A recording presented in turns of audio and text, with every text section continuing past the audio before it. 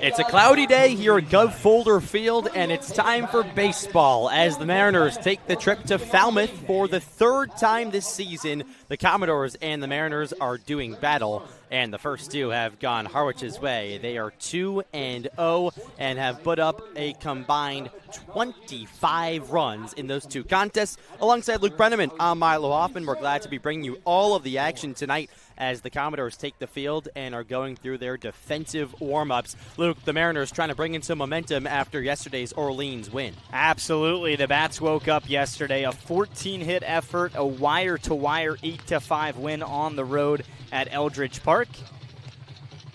And Harwich is trying to make the Commodores now join the Firebirds as of last night. For teams that the Mariners, in 3 tries, have 3 wins against. Harwich 2-0 against this Falmouth team, and you mentioned they've come in dominant fashion early on this summer. On the hill for the Commodores, it's Braden Bergman who's making his 6th appearance on the season. His 2nd game started, and in 10 2/3 innings pitched, he's given up just 3 earned runs, 14 strikeouts to 5 walks. He just finished up his redshirt freshman season at Baylor, and now he's in the transfer portal here. Like I said, 6th appearance on the summer, and he deals to a Mariners lineup that goes as Nico Brini leading off in right field, the lefty. Nate Castellon right behind him. He's been as hot as anyone here on the Cape. 9 for his last 18. The shortstop, Ty Smolinski right behind him, batting third, the DH. Cade Kurland is batting cleanup tonight after his mammoth solo shot last night at Eldridge Park. He's playing second. Quentin Coates is playing first, batting 5th. Right behind him, J.P. Peltier, the third baseman, bats 6th. Sean James, the catcher, is batting 7th. And Paul Jones, making his Mariner debut, bats 8th and is playing left field.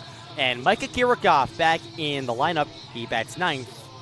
Kent State product, who won the MAC Defensive Player of the Year last year, is trying to make a difference in this lineup. Comes in batting just 130, but no better time to turn it around than tonight against the Falmouth Commodores. Crowd still filing in here at Gov Fuller Field. Second time the Mariners have made the trip. First time they won 13-0 over Falmouth in 8 innings in what was a run rule win for the Mariners. That was an exciting one the last time we were here. A couple of changes from the lineup last night. No Colin Larson, so Brini goes from hitting 9th to hitting 1st tonight. Looking forward to seeing him thrive early on in this lineup. He's one of those guys that can set the table for the power hitters after him. All right, let's do it here at Gov Fuller Field. Nico Brini, the lefty right fielder, digs into the box. Braden Bergman stands tall on the first base side of the rubber, brings his glove to his belt. He kicks back and comes home. Fastball is left upstairs, and it's 1-0, and we are underway. First pitch at 5:59, a minute early. Not bad, not bad. Bergman on the hill stands 6'1", 214 pounds. Ready for the 1-0. Here's the offering. High drive, popped up, infield. Bergman, the pitcher's there, but the third baseman Jeffries comes in, and he makes the play for out number 1. Just a sky-high pop-up that touched this overcast, cloudy sky, and it comes down, and there's one gone. Here's the Mariner that is just fun to watch, Nate Castellon. Got on base 4 times 2 games ago, then had 4 hits last night. He has done everything. It's been red hot. Pitch home. Breaking ball misses inside, and it's 1-0 on Castellon. 9 for his last 18 at the plate. A .396 hitter so far this summer. There's the 1-0. Breaking ball, this time a strike on the outside corner, and it's 1-1. Something that can help us as broadcasters is exactly what you just said, a trend. 9 for his last 18. He's hitting 400. He's been doing this all summer. Pitch home. A check swing on a ball in the dirt. Did he go? Yes, he did. Jeffrey Kinney over there, the first base umpire, had the strike call. It was a breaking ball that Castellon tried to lay off of, but couldn't hold back. So it's 1-2 on the Mariner shortstop. Bergman comes set, peers in, and he fires home. Fouled back. Castellon staying alive. He does that so well. It really never feels like he's out of the at-bat. I mean, he takes a lap around the box right now, just readjusting. But once he gets into that box, he is zoned in and can pretty much hit anything around the zone. There's the 1-2. Bopped up, right side of the infield. It drifts into shallow right. Maley, the second baseman, is there, and he makes the grab. So 2 sky-high pop-ups that stay in and around the infield, and there's 2 gone. Now batting for the Mariners. So 2 gone for Ty Smolinski, the DH tonight, and lefty for the Mariners. Talk about being hot. I mean, Smolinski's been here all summer. He has a .316 batting average for the M's. Starting in the All-Star game coming up on Saturday. There's the pitch. Down low with an off-speed, 82 miles an hour, and it's 1-0 to Ty. This is another guy that every time he's in the box, even in a situation like this, 2 outs, nobody on, all eyes are on Smolinski. It feels like the pace of the at-bat is on his terms as well. There's the 1-0. Swing and a miss, a changeup on the outside corner. Smolinski right through it, and it's 1-1. I was just so shocked at how his first 2 at-bats went yesterday. It really shows you the type of player he is. A 3-run home run to the opposite field, and then he bunts for a base hit his next at-bat at the plate. There's the 1-1. Grounded to shortstop. Konis is there, gloves, and fires to first in time. And that does it here in the top of the first. A 1-2-3 inning for Braden Bergman. No harm, no runs for the Mariners. And we head to the bottom of the first here on the Harwich Mariners Radio Network.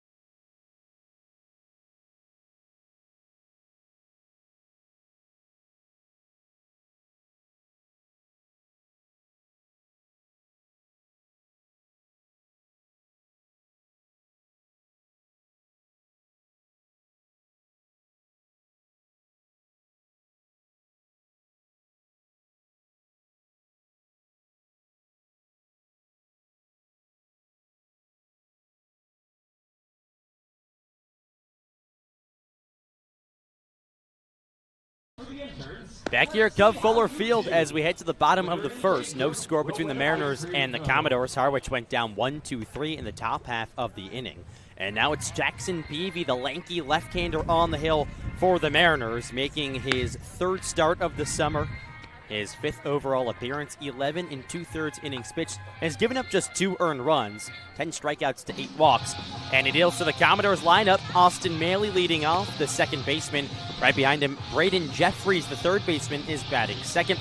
A.J. Putty is the first baseman. He bats third. And cleanup tonight for the Commodores is Carter White out of Mississippi State. He's hitting .371 so far this summer. He is in left field. Ty Konis, the shortstop who made a play in the top half of the inning, bats 5th.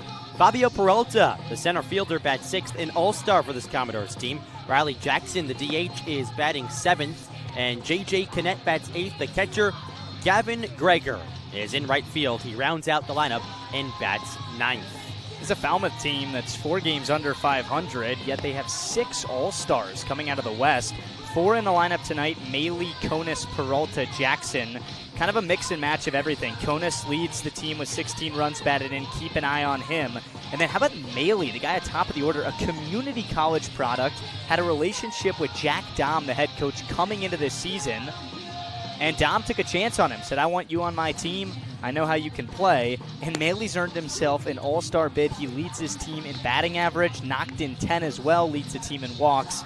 It's a pretty good summer so far as the leadoff man for the Doors. I think that's one of the beautiful parts about summer ball. You don't necessarily have to be coming from an SEC Division I program to make an impact. As the aforementioned Maley takes the slow walk to the righty box with his blue knob and beige barrel on his bat.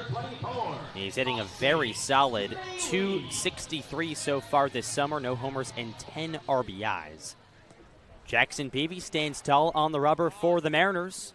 6'3", 180 pounds. No score, Mariners and Commodores here to begin the bottom of the first. Here's the pitch home. Fastball high and tight. Maley has to duck out of the way. And it's 1-0. It's all about throwing strikes for Peavy on the hill. In nearly 12 innings, he's only given up 6 hits, but he's walked 8 hitters. He turns and fires home. High and wide with the fastball at 91 miles an hour. So it's 2-0 now on Maley.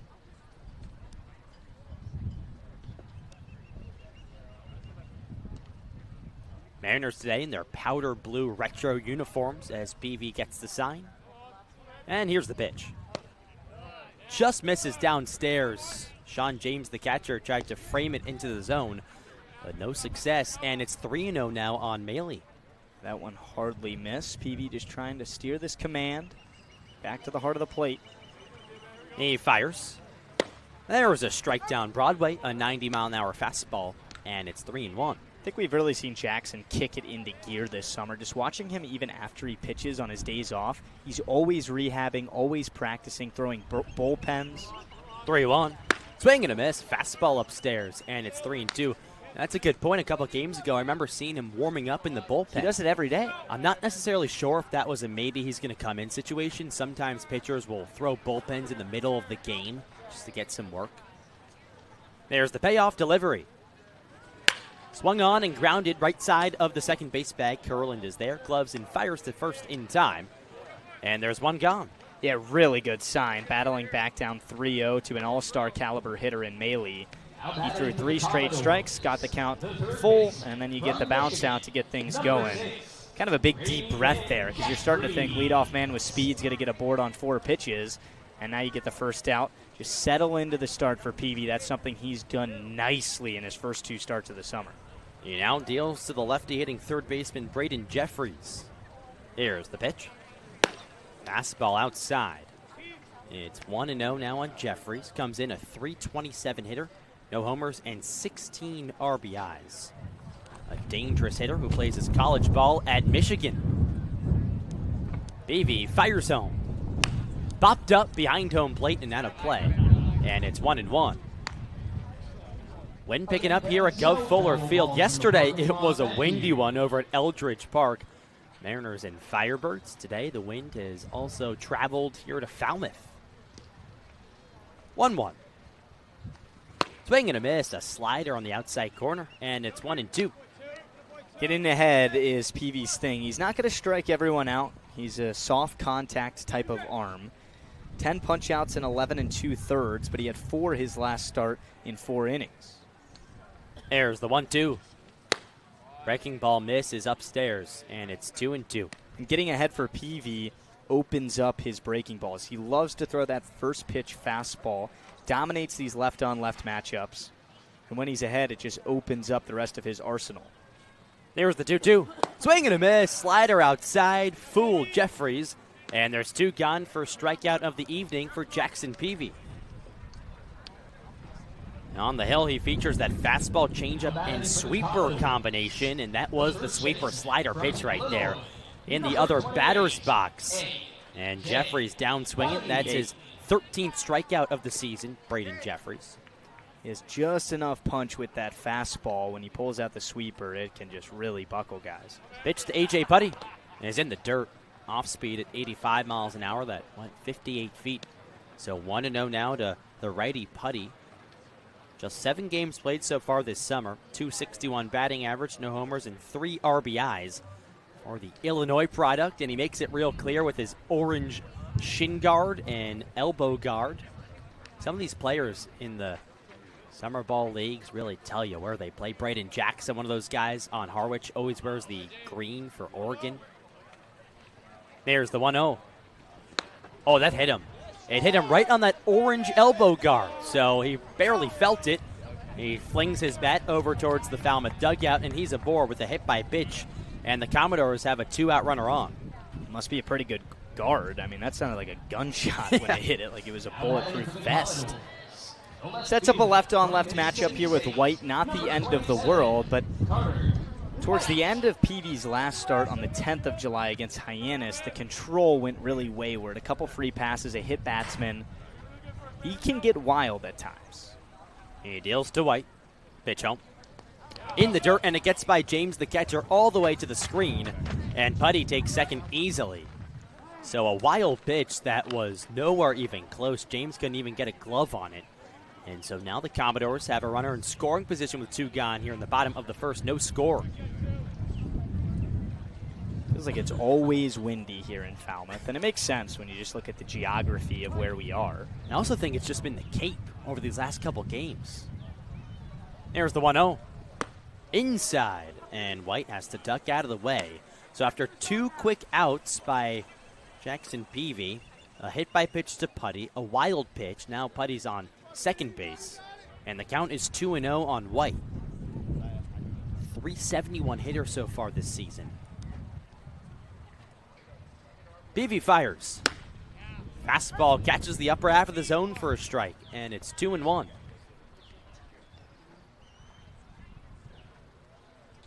The wildfire smoke is still here.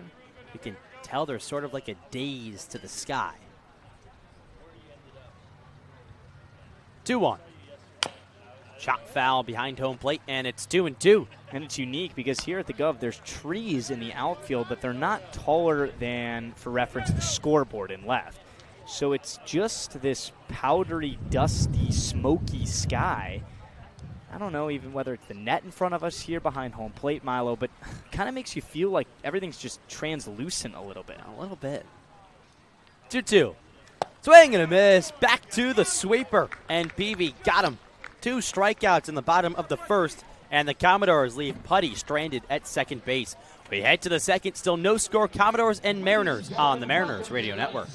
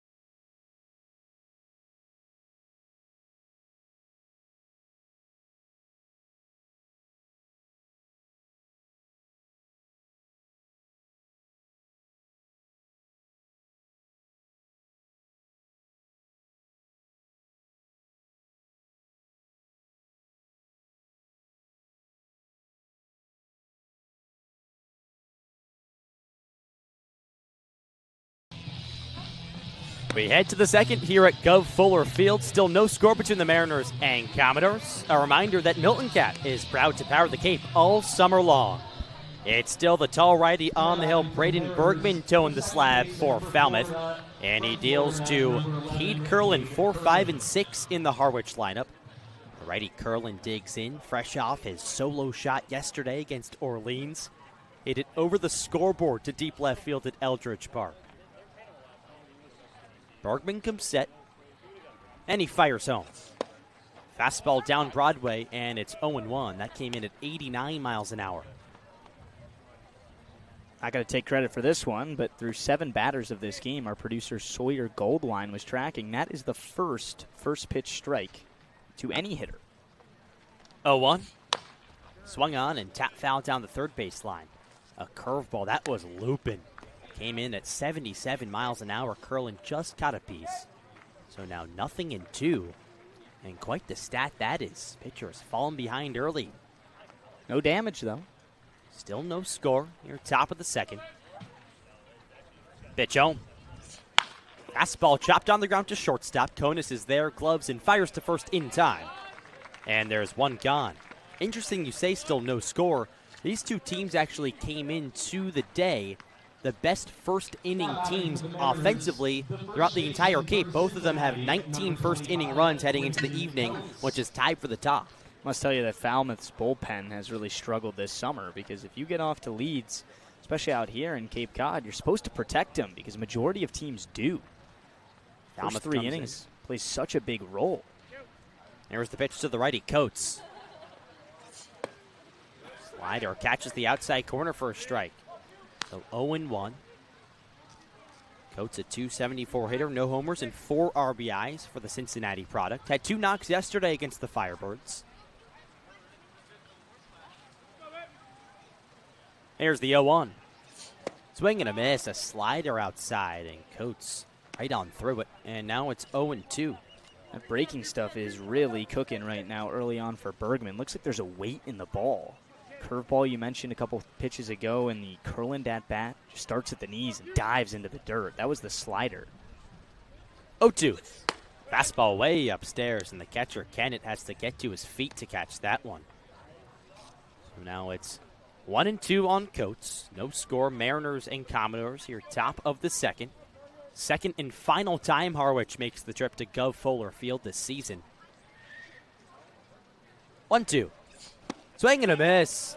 Slider that fooled Coates. It's the first strikeout of the evening for Braden Bergman, and there's 2 gone here in the top of the second. He's looking solid right now. Was doing it with a pair of pop-outs and ground-outs to short. Now he gets the punch-out stuff going for the second out of the second. Just seems like when Bergman is going to get ahead like he has through the first 2 hitters of this inning, then it does open up his solid breaking balls right now. Pitch to Peltier. Curveball. There's a breaking ball, but it missed downstairs. 1-0 as the wind picks up here at Gov Fuller Field. Something interesting about Bergman, not only is a pitcher, he's a professional Rocket League player, the video game. 1-0. Looping curveball misses inside, and it's 2-0. He has that in his Instagram bio. It says Rocket League player. And he spent over 3,000 hours playing that game. 3,000 hours. And do the math there. How many days is that? It's exactly 125 days. 2-0 from the Rocket League player is a strike on the inside corner, and it's 2-1. So if you took, let's say, a third of your calendar year, 125 days, just over, and played Rocket League for 24 hours a day. The 2-1 is sliced shallow right field, looping base hit for Peltier. So a 2-out single for the Mariners' third baseman, and it's their first knock of the evening here in the top of the second. 125 days straight, 24 hours a day of Rocket League, you would catch him. I'm on my way. I'm starting tonight, I think. You are? Yeah. I've played Rocket League. That's a good game. I have too. It's fun. It's like soccer with cars for anyone that doesn't know. I'm more of just a FIFA guy, though. So you're just the straight soccer. No cars for you. Yeah, I don't need that. Righty Sean James is up. Peltier off a first pitch. Fouled back. 0-1 on James. Peltier over there is 13 of 13 in stolen base attempts so far this summer. He's definitely a threat to go. Bergman checks on him. Not in time. I wonder if he brought his console or video game setup to the Cape. I mean, he must have. Did. I mean, if that's in your Instagram bio, I mean, come on. You put something in your Instagram bio, you stand for it. Another check to Peltier, not in time. I mean, he's in the transfer portal right now. He might be in it as a gamer rather than a pitcher. Yeah. Well, he's doing pretty well tonight. 2 gone, top of the second, no score Mariners and Commodores. Runner on first, it's Peltier. There's the 0-1 to James. Peltier runs. Chopper, shortstop. Konis is there. Gloves. Fires to first in time. It was a looping throw as Konis had to field it in shallow left, but he makes the play to retire the side. The Mariners get 1 hit, no runs, and leave 1. We head to the bottom of the second, 0-0 on the Mariners Radio Network.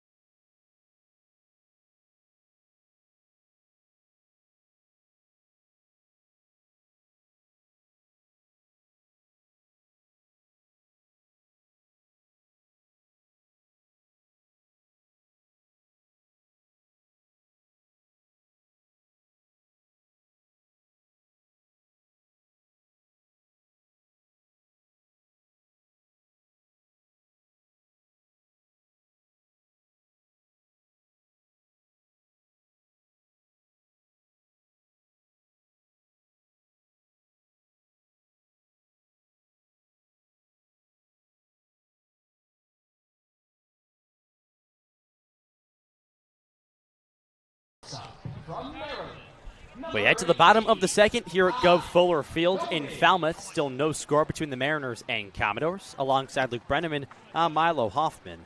It's still the lefty on the hill for the Mariners, Jackson Peavy. And he deals to 5, 6, and 7 in the Falmouth lineup, starting with the righty, Ty Konis. Peavy kicks and comes home. Slider in the dirt. Konis check swing. He went around. First base umpire Jeffrey Kinney has the strike called down the first base line. And it's 0-1. That was a nasty off speed that almost hit Konis.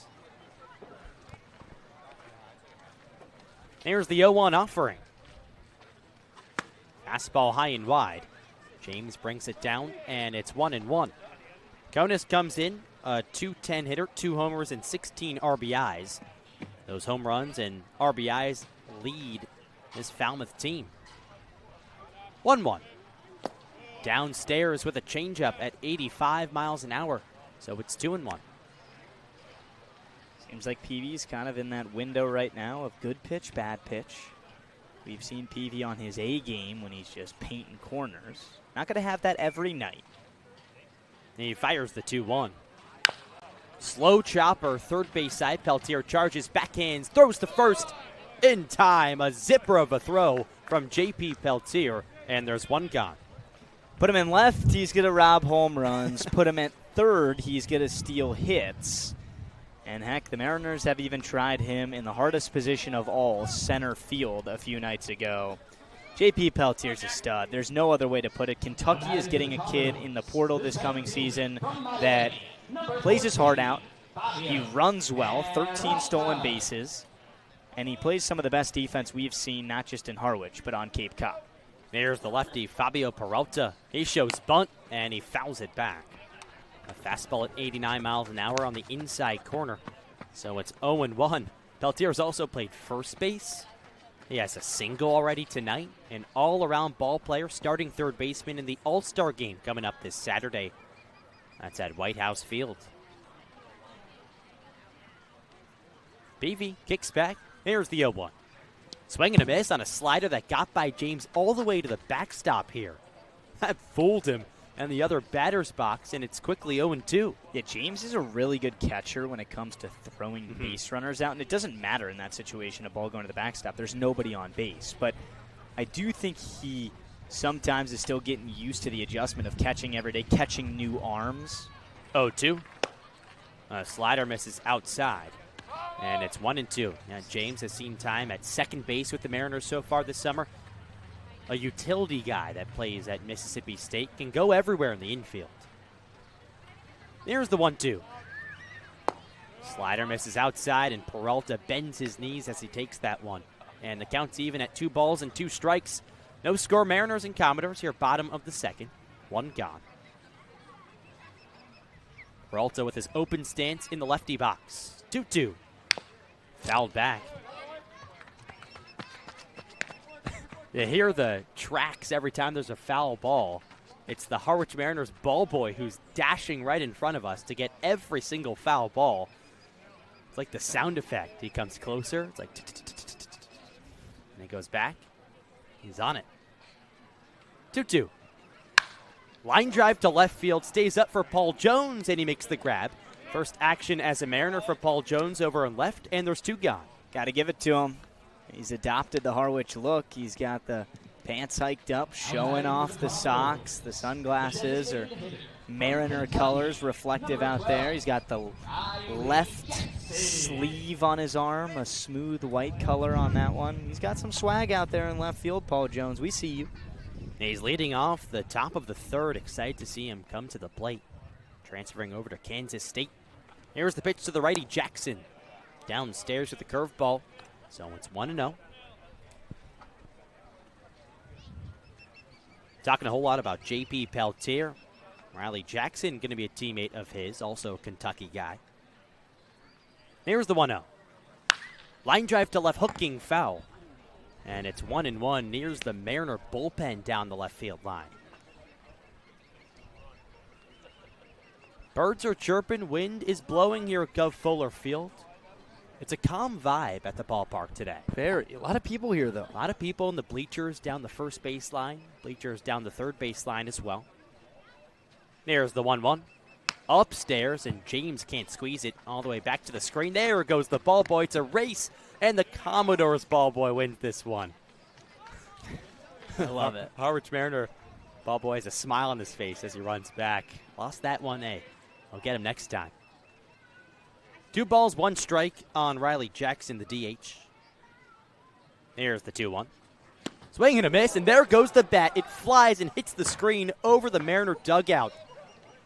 Ball boy's not going to catch that one, and nobody will.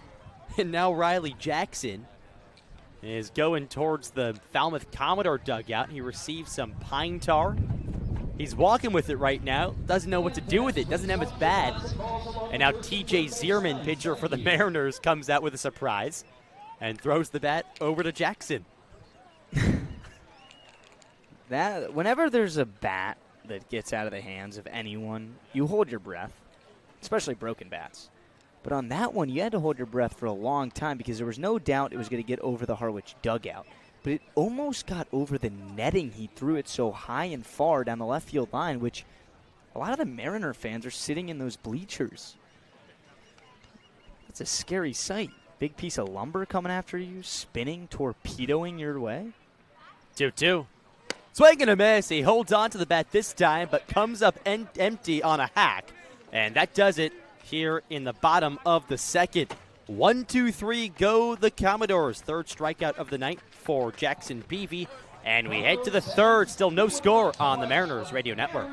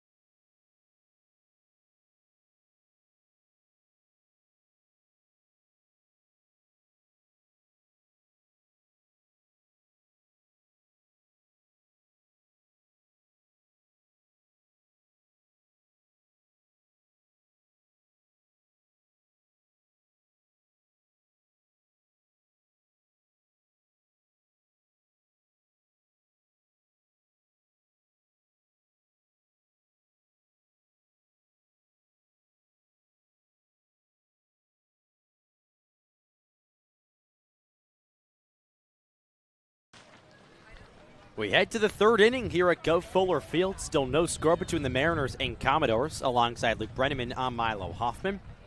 It's still the Commodores starter and righty Braden Bergman towing the slab. And he deals to 8-9-1 in the Mariner lineup, starting off with the lefty and left fielder Paul Jones for the Mariners, who's making his Harwich debut. Transferring over from Maryland to Kansas State for this upcoming collegiate season. He has an open stance and the pitch. Down in the dirt. Not even close. It's 1-0 now on Jones, who made a play in the bottom half of the last inning. A line drive right at his knees. Caught it. Stands at 6 foot, 205 pounds. From Burnsville, Minnesota. 1-0. Fastball popped up right side. Foul territory. And it's twisting into the stands.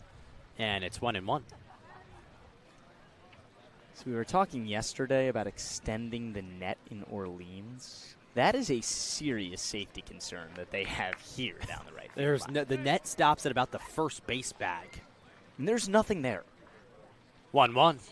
In the dirt again. Not scooped by the catcher, Kennett. And back to the screen. I mean, so now it's 2-1. Take the dugout for reference. It's hard to pull a ball into a dugout because it's right behind you.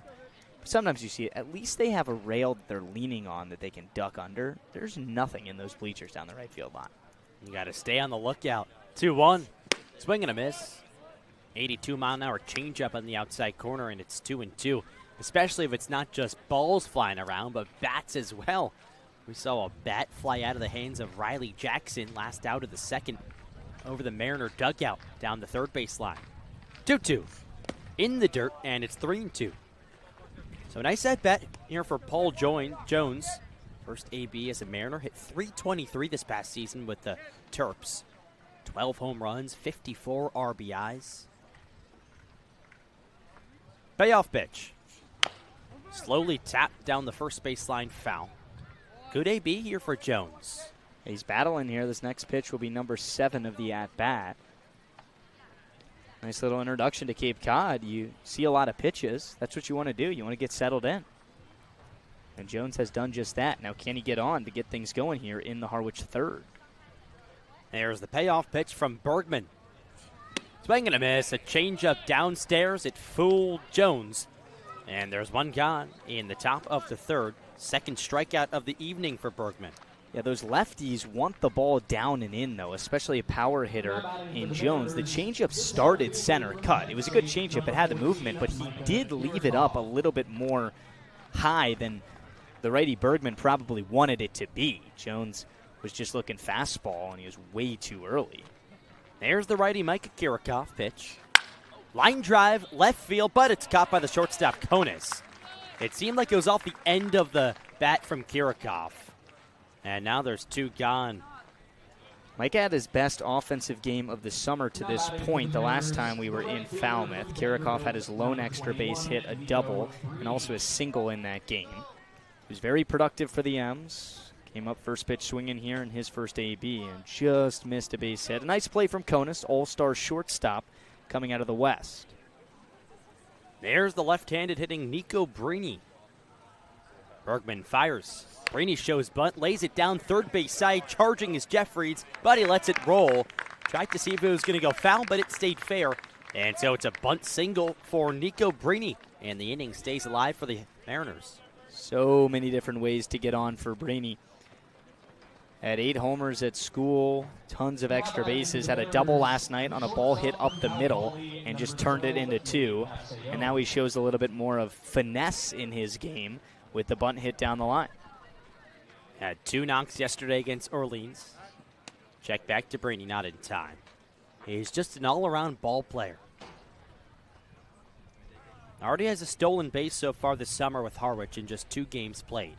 Here's the righty Castellón, the hitter. Long pause and the pitch. Runner goes, pitch is a strike, throw to second. On one hop is scooped up, and the tag is applied in time by Maley. And Brini is caught stealing. So that does it here in the top of the third. And Bergman gets out of 3 scoreless. We head to the bottom half of the inning. Still no score on the Mariners Radio Network.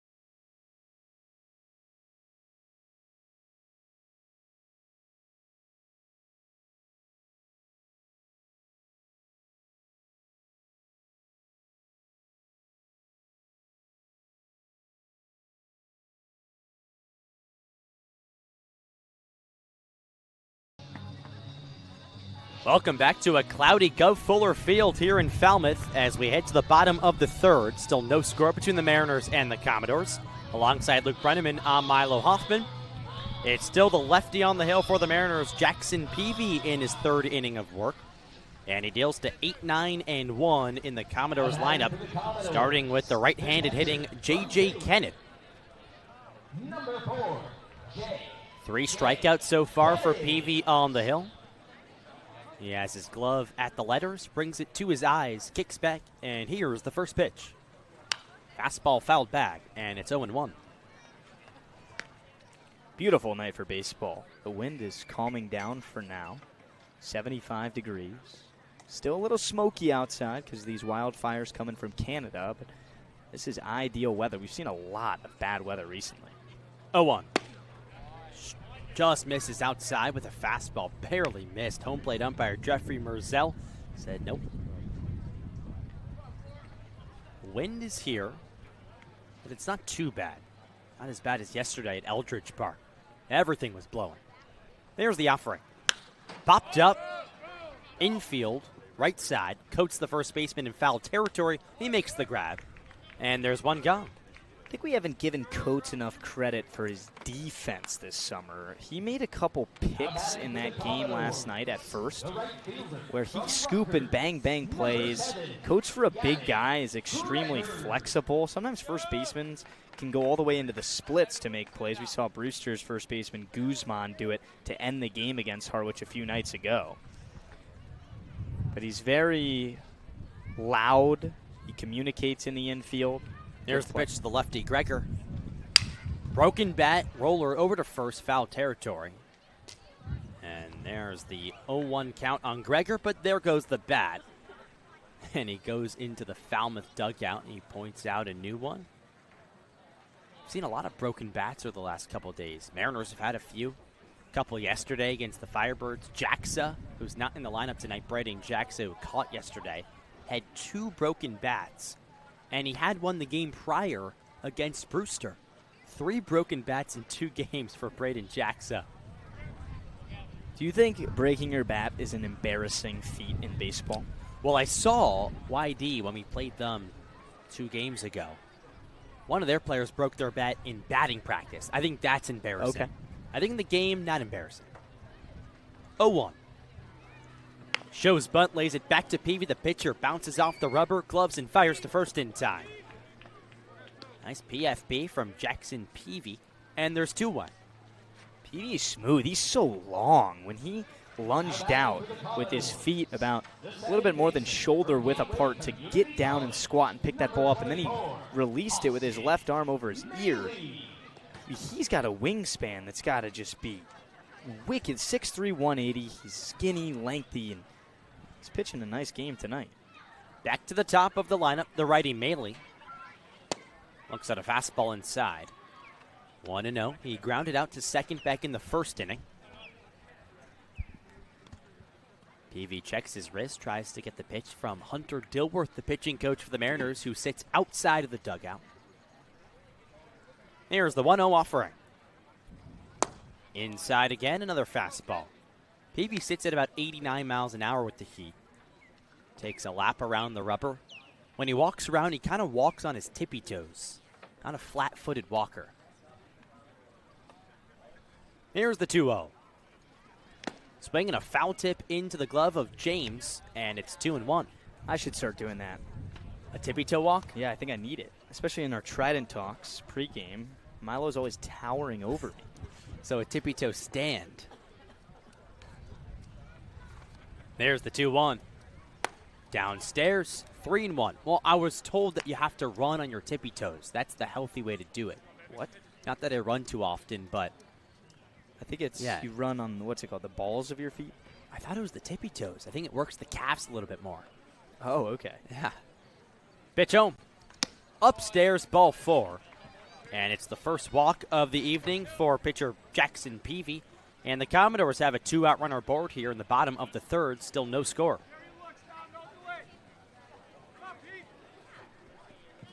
Maley's only ran on his tippy toes to try and steal a base once so far this season. And that first walk is our free pass of the game presented by Cape Cod Community College. Go to Cape Cod Community College for free. Every program, no tuition or fees for those that qualify. capecod.edu/free for more. Here's the lefty Jeffries. Looks at a fastball strike on the outside corner. It's 0-1. A .327 hitter. No homers and 16 RBIs for Jeffries. Struck out back in the first. Here's the pitch. Slider misses outside. James tried to frame it. 1-1's the count. Love Peavy's facial expressions after borderline calls that don't go his way. He shakes him off, but kind of bites his tongue and his side cheek. He pitches. High pop-up, right field but playable. Brainy comes in, and he makes the grab to retire the side here in the bottom of the third. The Commodores leave one aboard after the Maley walk, but no runs come across on one man left on base. We head to the fourth, 0-0 on the Mariners Radio Network.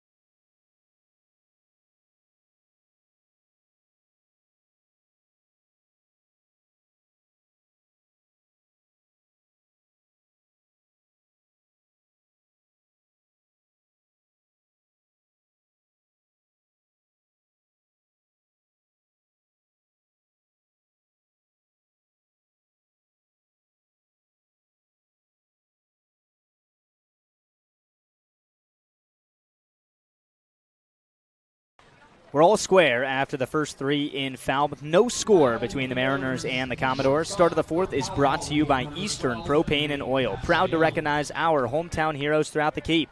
If you're active duty military, a veteran, police, fire, or EMT personnel, you are eligible for a discount. It's Castellon, Smolinski, and Curlin. Castellon digs in. Bergman back on the hill. And the first pitch to Castellon is a pitch in the dirt. Ball one. Castellon popped up to the second baseman, Maley, his first time up. An all-star for Harwich, and when Lily Reisenweber talked to him pregame yesterday, he shared a unique story that he didn't think he was even eligible to be a Cape League all-star.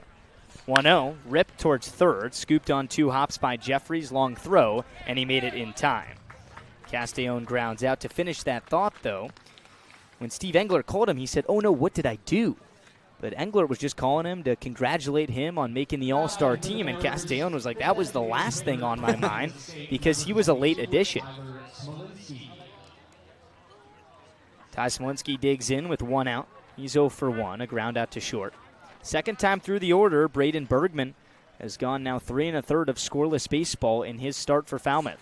First pitch to Smolinski, sawed off the other way, towards foul territory, and now out of play. That's strike one. Smolinski hit his 5th home run of the summer last night in the first inning against Orleans. He's now tied with Brewster's Jacob Lee as the only two players on Cape Cod at the 5 home run mark. Ty has 15 runs batted in, and he leads Harwich. 0-1 the count, right on left. Bergman always works from the stretch. Here's the pitch. Smolinski waves and misses at a breaking ball. Started at his knees, ditched the strike zone, ended up in the dirt. It's 0-2 on the Harwich DH. That was filthy. 12-6 curveball right there. And a quick start to this one. Both Bergman and the Mariners starter Peavy cruising early on. 2-strike pitch in the dirt. Ty laid off that fastball. It's now 1-2. Commodores yet to pick up a hit so far tonight. Just 2 for the Mariners. That's now back-to-back starts for Peavy, where he hasn't given up a hit in the first 3 innings. 1-2 on Ty Smolinski. Bergman ready from the belt and comes home. Smolinski swings and misses. Pitch was nowhere near the zone outside. That's the third punch out of the start from Bergman, and quickly 2 Mariners down with nobody on. Cade Curlin will step in. You know, it's a good pitch when Smolinski waves like that. I mean, he is someone that has full control of every at-bat up there, and that was a non-confident swing from Smolinski. Rare to see. Bergman, he's got his A game tonight. Right on right with Curlin. Bergman moving quick, comes home. First pitch, a strike called on the outside corner. Curlin can't believe it. Turned around, looked at the bench, sarcastic grin, said no, no, no. But it is a strike according to Jeff Merzel behind home plate. Counts 0-1.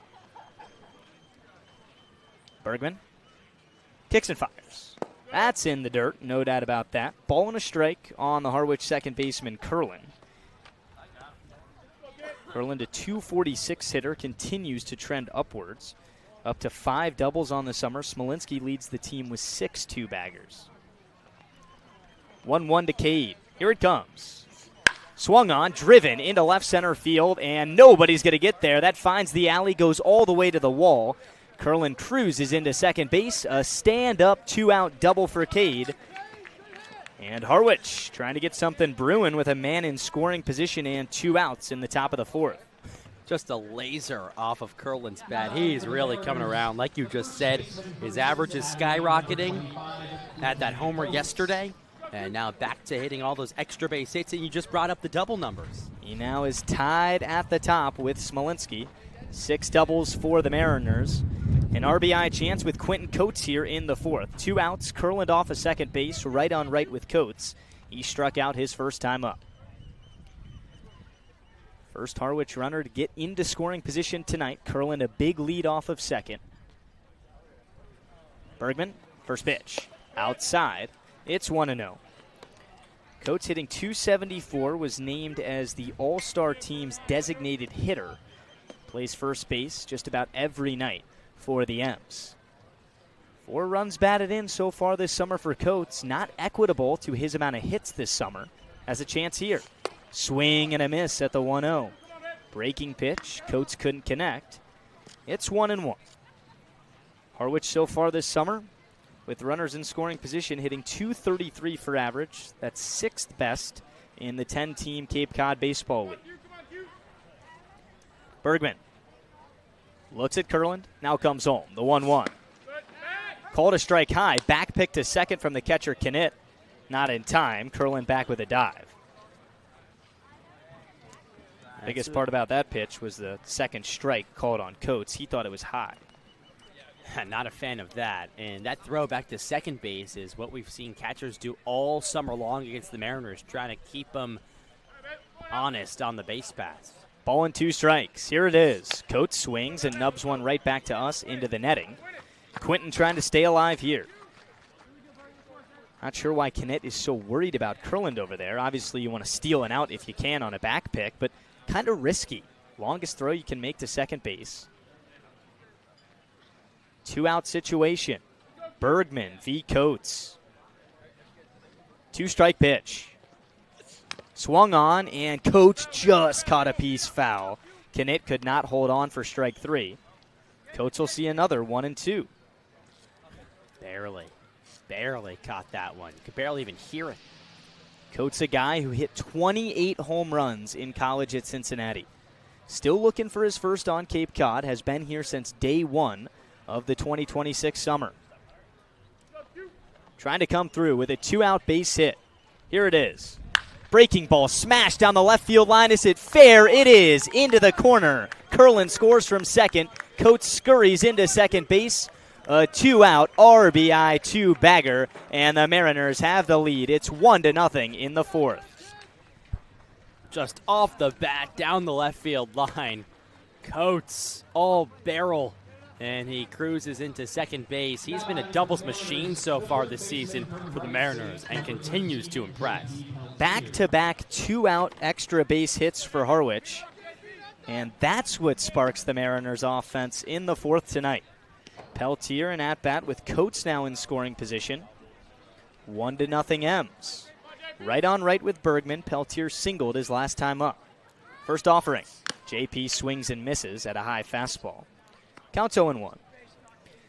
Peltier, an RBI machine, an all-star. He's hitting 195 for average, but at a dozen runs batted in. That led the team for a solid week and a half of this summer. Smolinski caught him, and now he's passed him with 15. A chance here for JP, the 0-1. Check swing, appeal down to first, and they say he went around. That's Jeff Kinney over there. Peltier quickly behind, 0-2. He has a weird strike call, Jeff Kinney. He has his arm out in front of him, almost like he's doing a practice swing. It's like a fist bump. You know, the guys who give fist bumps with the side of their fist, not knuckle on knuckle. 0-2 the count.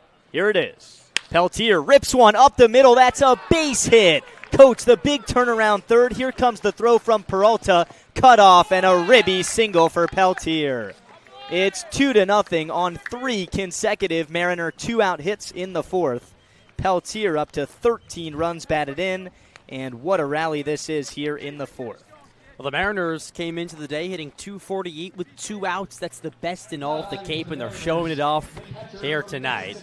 Big hit for J.P. Peltier. That's got to feel good for him. Now 2 hits on the evening. Harwich had just 2 hits in the first 3 innings offensively. They have 3 in the fourth alone, and Sean James has 1 on with 2 outs. First pitch to James. High fastball. James laid off. 1-0. This is a Harwich offense that racked up 14 hits yesterday. The Mariners were 5 for 11 with runners in scoring position. Tonight, they're 2 for 2. 1-0 to James. Runner goes from first. Pitch up and in. A ball throw down on one hop. Got him. Knit, 2 for 2. And he catches J.P. Peltier. That's the first time in 14 tries that Peltier has been thrown out trying to steal a base. But the Mariners on 3 consecutive 2-out hits score the first 2 tonight on the road in Falmouth. It's 2-0 M's. We'll be back for the home half of the fourth on the Mariners Radio Network.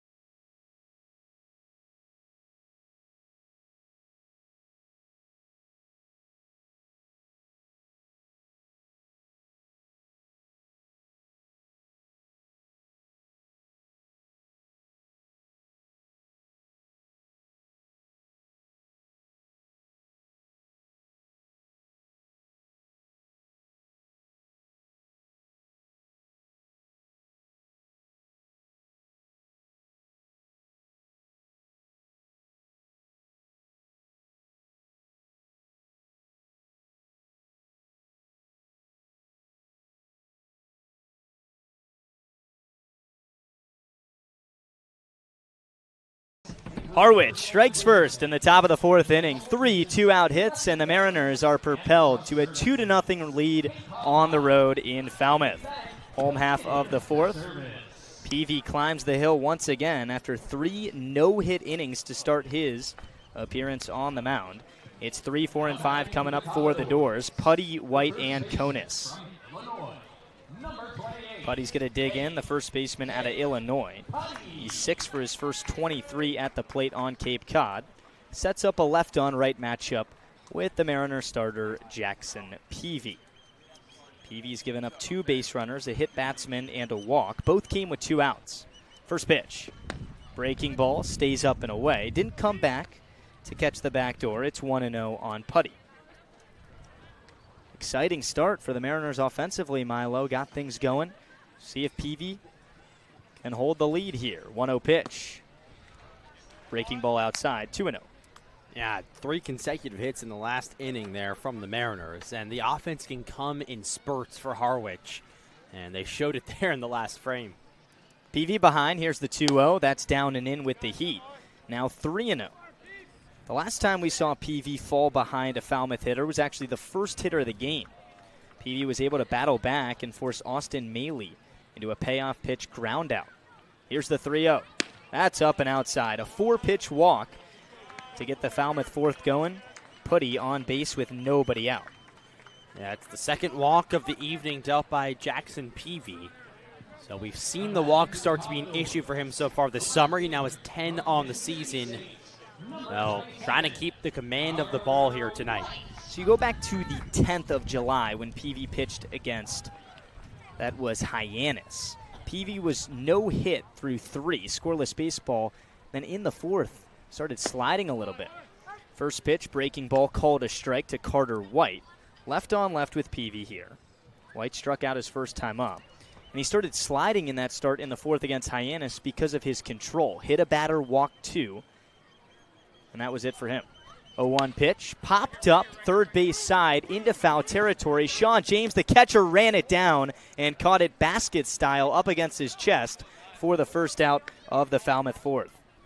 That's a nice play from a guy who's not a true catcher. I think not being a true catcher that actually maybe helps you. You got the reps out in the infield. You're used to catching fly balls in the infield. And, yeah, basket style. Not necessarily the way you always want to go about it, but he seemed comfortable. Well, those are even tougher basket style with the catcher's mitt because you're really only supposed to catch the ball in the webbing part. Yep. That's the first out. Putty still off of first. Ty Konis, the all-star shortstop, digs in. First pitch, fastball, called the strike on the inside edge. 0-1. Konis' all-star campaign has consisted of a .210 batting average, 2 homers, but the biggest number, 16 runs batted in. 0-1. Konis, screamer into left field on one hop, a base hit. Putty, a big turn at second. Throw comes in from Jones in left. And a one-out, one-on single has something brewing for the Commodores here. They saw the Mariners go to work in the last inning and said, all right, we can get on the board now, too. First hit of the evening for Falmouth.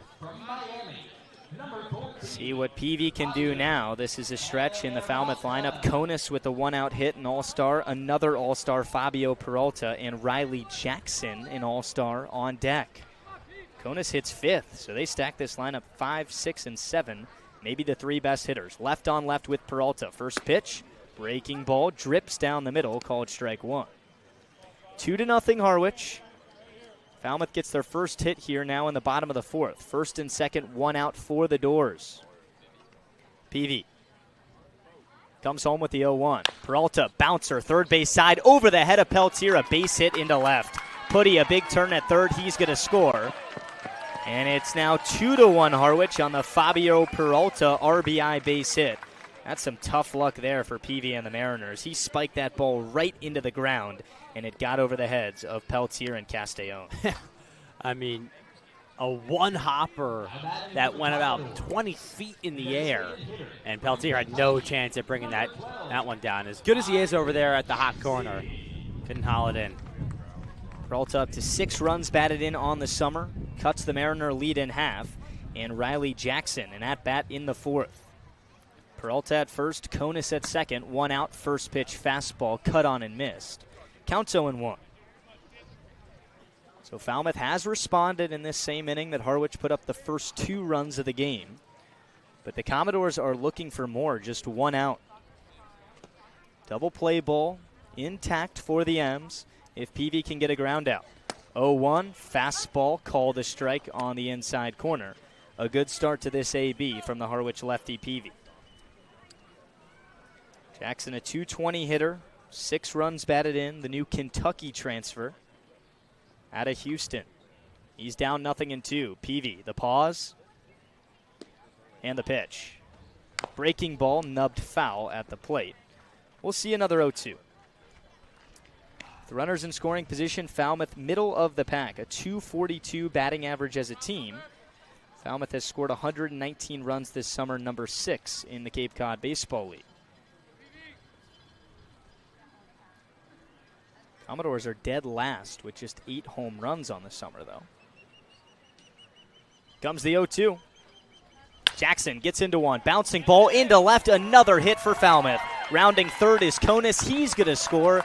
No throw in, and it's 2-2. That's now 3 consecutive one-out hits, and this game is tied in the 4th. I mean, talk about copycat. Mariners did the same exact thing in the last inning. Harwich did it all with 2 outs. The 3 straight hits, 2 of them were doubles. And the leadoff walk, Putty has scored. Konis just scored on that RBI hit from Jackson. Jackson at first, Peralta at second, still just one out.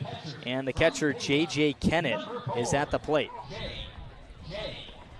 Yeah, they've gotten kind of lucky with these knocks, too. I mean, not the hardest hit of balls. Mariners earned it. These have been little chopper bouncers through the infield. They all count for the same. 2 on, 1 out, 2 already in the Falmouth fourth. Kennett, a left-on-right matchup. First pitch in the dirt low, 1-0. Kennett is 3 for his first 36 on Cape Cod. Trying to come through here for the Doors. Just 2 runs batted in. Peavy from the stretch. Runner from second. Peralta goes throw to third, and they got him. The Mariners stealing out on poor base running from the center fielder out of Miami, Fabio Peralta. And Harwich will absolutely take that for the second out of the fourth. And there goes the runner in scoring position for Falmouth. Excellent job by Peavy not to balk right there. Sometimes you get out of control and you step off, you lunge towards the mound. He was calm, knew where he was going, stepped off and made a strike over to third. It's very calm. It's a good way to put it. Pitch to Kennett. Up high, gets away from James, but the runner Jackson off of first stays put. Good job from James. He just caught a piece of it. It didn't go all the way to the backstop. He was able to run it down. 1-0 on the catcher out of Baylor, Kennett. Kennett's played a nice game defensively tonight. 2 for 2, catching Mariners stealing on the bags. 1-0 pitch. Fastball just a little bit outside. 2-0. Leadoff walk and 3 consecutive one-out singles from Konis, Peralta, and Jackson has this game tied at 2 in the fourth. 2-0, up high, not even close. That's ball 3. On the scoreboard it was, but it's ball 4 in the Kennett at-bat. Pardon me, a 4-pitch walk to the catcher. And runners get back on first and second here in this Falmouth fourth. It'll be the 9-hole hitting Gavin Greger at the plate. This has just been a slow-moving inning here for Peavy. Only given up 2 runs so far. He's been in control, but not in this inning. Jackson in scoring position. Kennett takes first on the second walk of this inning. Left on left with Greger. Peavy's first pitch. Down low in the dirt. That was the breaking ball from Peavy. Ball 1. Greger 5 for 24 on Cape Cod. Limited volume. Right fielder transferring to Rutgers. 1-0. Outside, another breaking ball from Peavy. 2-0. That's 6 consecutive pitches that have missed the zone from the Harwich starter Peavy. And Milo, now in these last 2 starts, maybe we're seeing Peavy's limit. Yeah, sometimes he loses control, and right now I think we're at a tipping point. 2-0, fouled into the netting. Peavy on the board. That's strike 1 of this at-bat. If he can keep it right here, keep the game tied. Harwich has action in their bullpen. We can't see who it is too far down the left field line. Peavy trying to get Greger. 2 on with 2 out. All tied up, 2-2. Here comes the 2-1 offering. That's up and in, ball 3. This is the bottom of the order. He just walked Kennett with 2 outs. Kennett just 3 hits and 36 at-bats on the Cape. Greger batting 9th tonight. Austin Maley in the top of the order looming on deck. Here's the 3-1. Swing, and it hit him on a check swing. Did he go around, or are they calling this foul? As of right now, it's called a foul ball. Jack Dahm, the Falmouth skipper, is telling his hitter, Greger, to go to first base. He still has his bat. Now he's arguing with the umpires. He's taking off his gear. All 3 will meet now. Jeff Kinney, Jeff Merzell, and Anthony Letizio are talking down the first base line. Yeah. It's a big call. He said, I promise that hit me. I promise. He's wringing out his left arm right now. He's taking off gear. He might be about to show a mark. I think it hit him just by his reaction. I agree. I think if it hits you, I heard it too. It sounded like a hit by pitch. It didn't sound like wood. No. And that's the argument.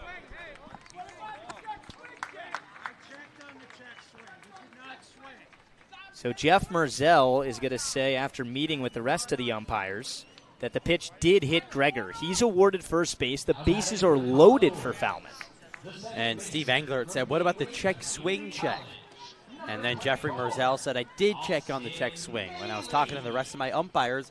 And here comes Englert out of the dugout. But this might be to take Peavy. I think it is. Englert and the entire infield collapse on Peavy on the hill. The bases are loaded with 2 outs and 2 already in the Falmouth fourth. Englert kind of mouthing off right now to Peavy, and he's going to leave him in the game.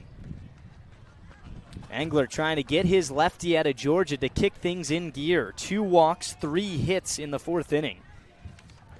Bases juiced in the top of the order. A matchup with a right-handed hitting second baseman Austin Maley. It's Gregor at first, Knit at second, Jackson 90 feet away at third.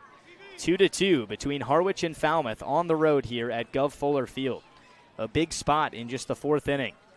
Steve Englert showing trust in his lefty starter. Can Peavy limit the damage to just 2? He's set. First pitch. Maley takes a fastball high, 1-0.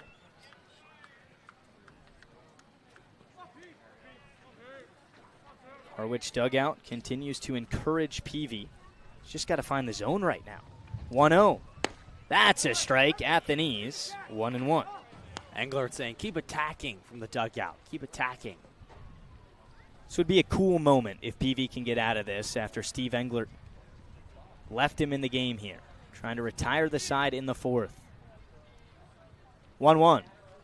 Swing and a high fly towards left center field. Going out is Castellon, coming in on the dive. Paul Jones made the catch. Welcome to Harwich. The left fielder out of Maryland in his Harwich debut leaves the bases loaded on a diving catch to end the 4th.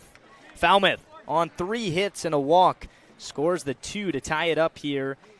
And we're off and running. Into the 5th we go. All tied between the Mariners and the Commodores on the Mariners Radio Network.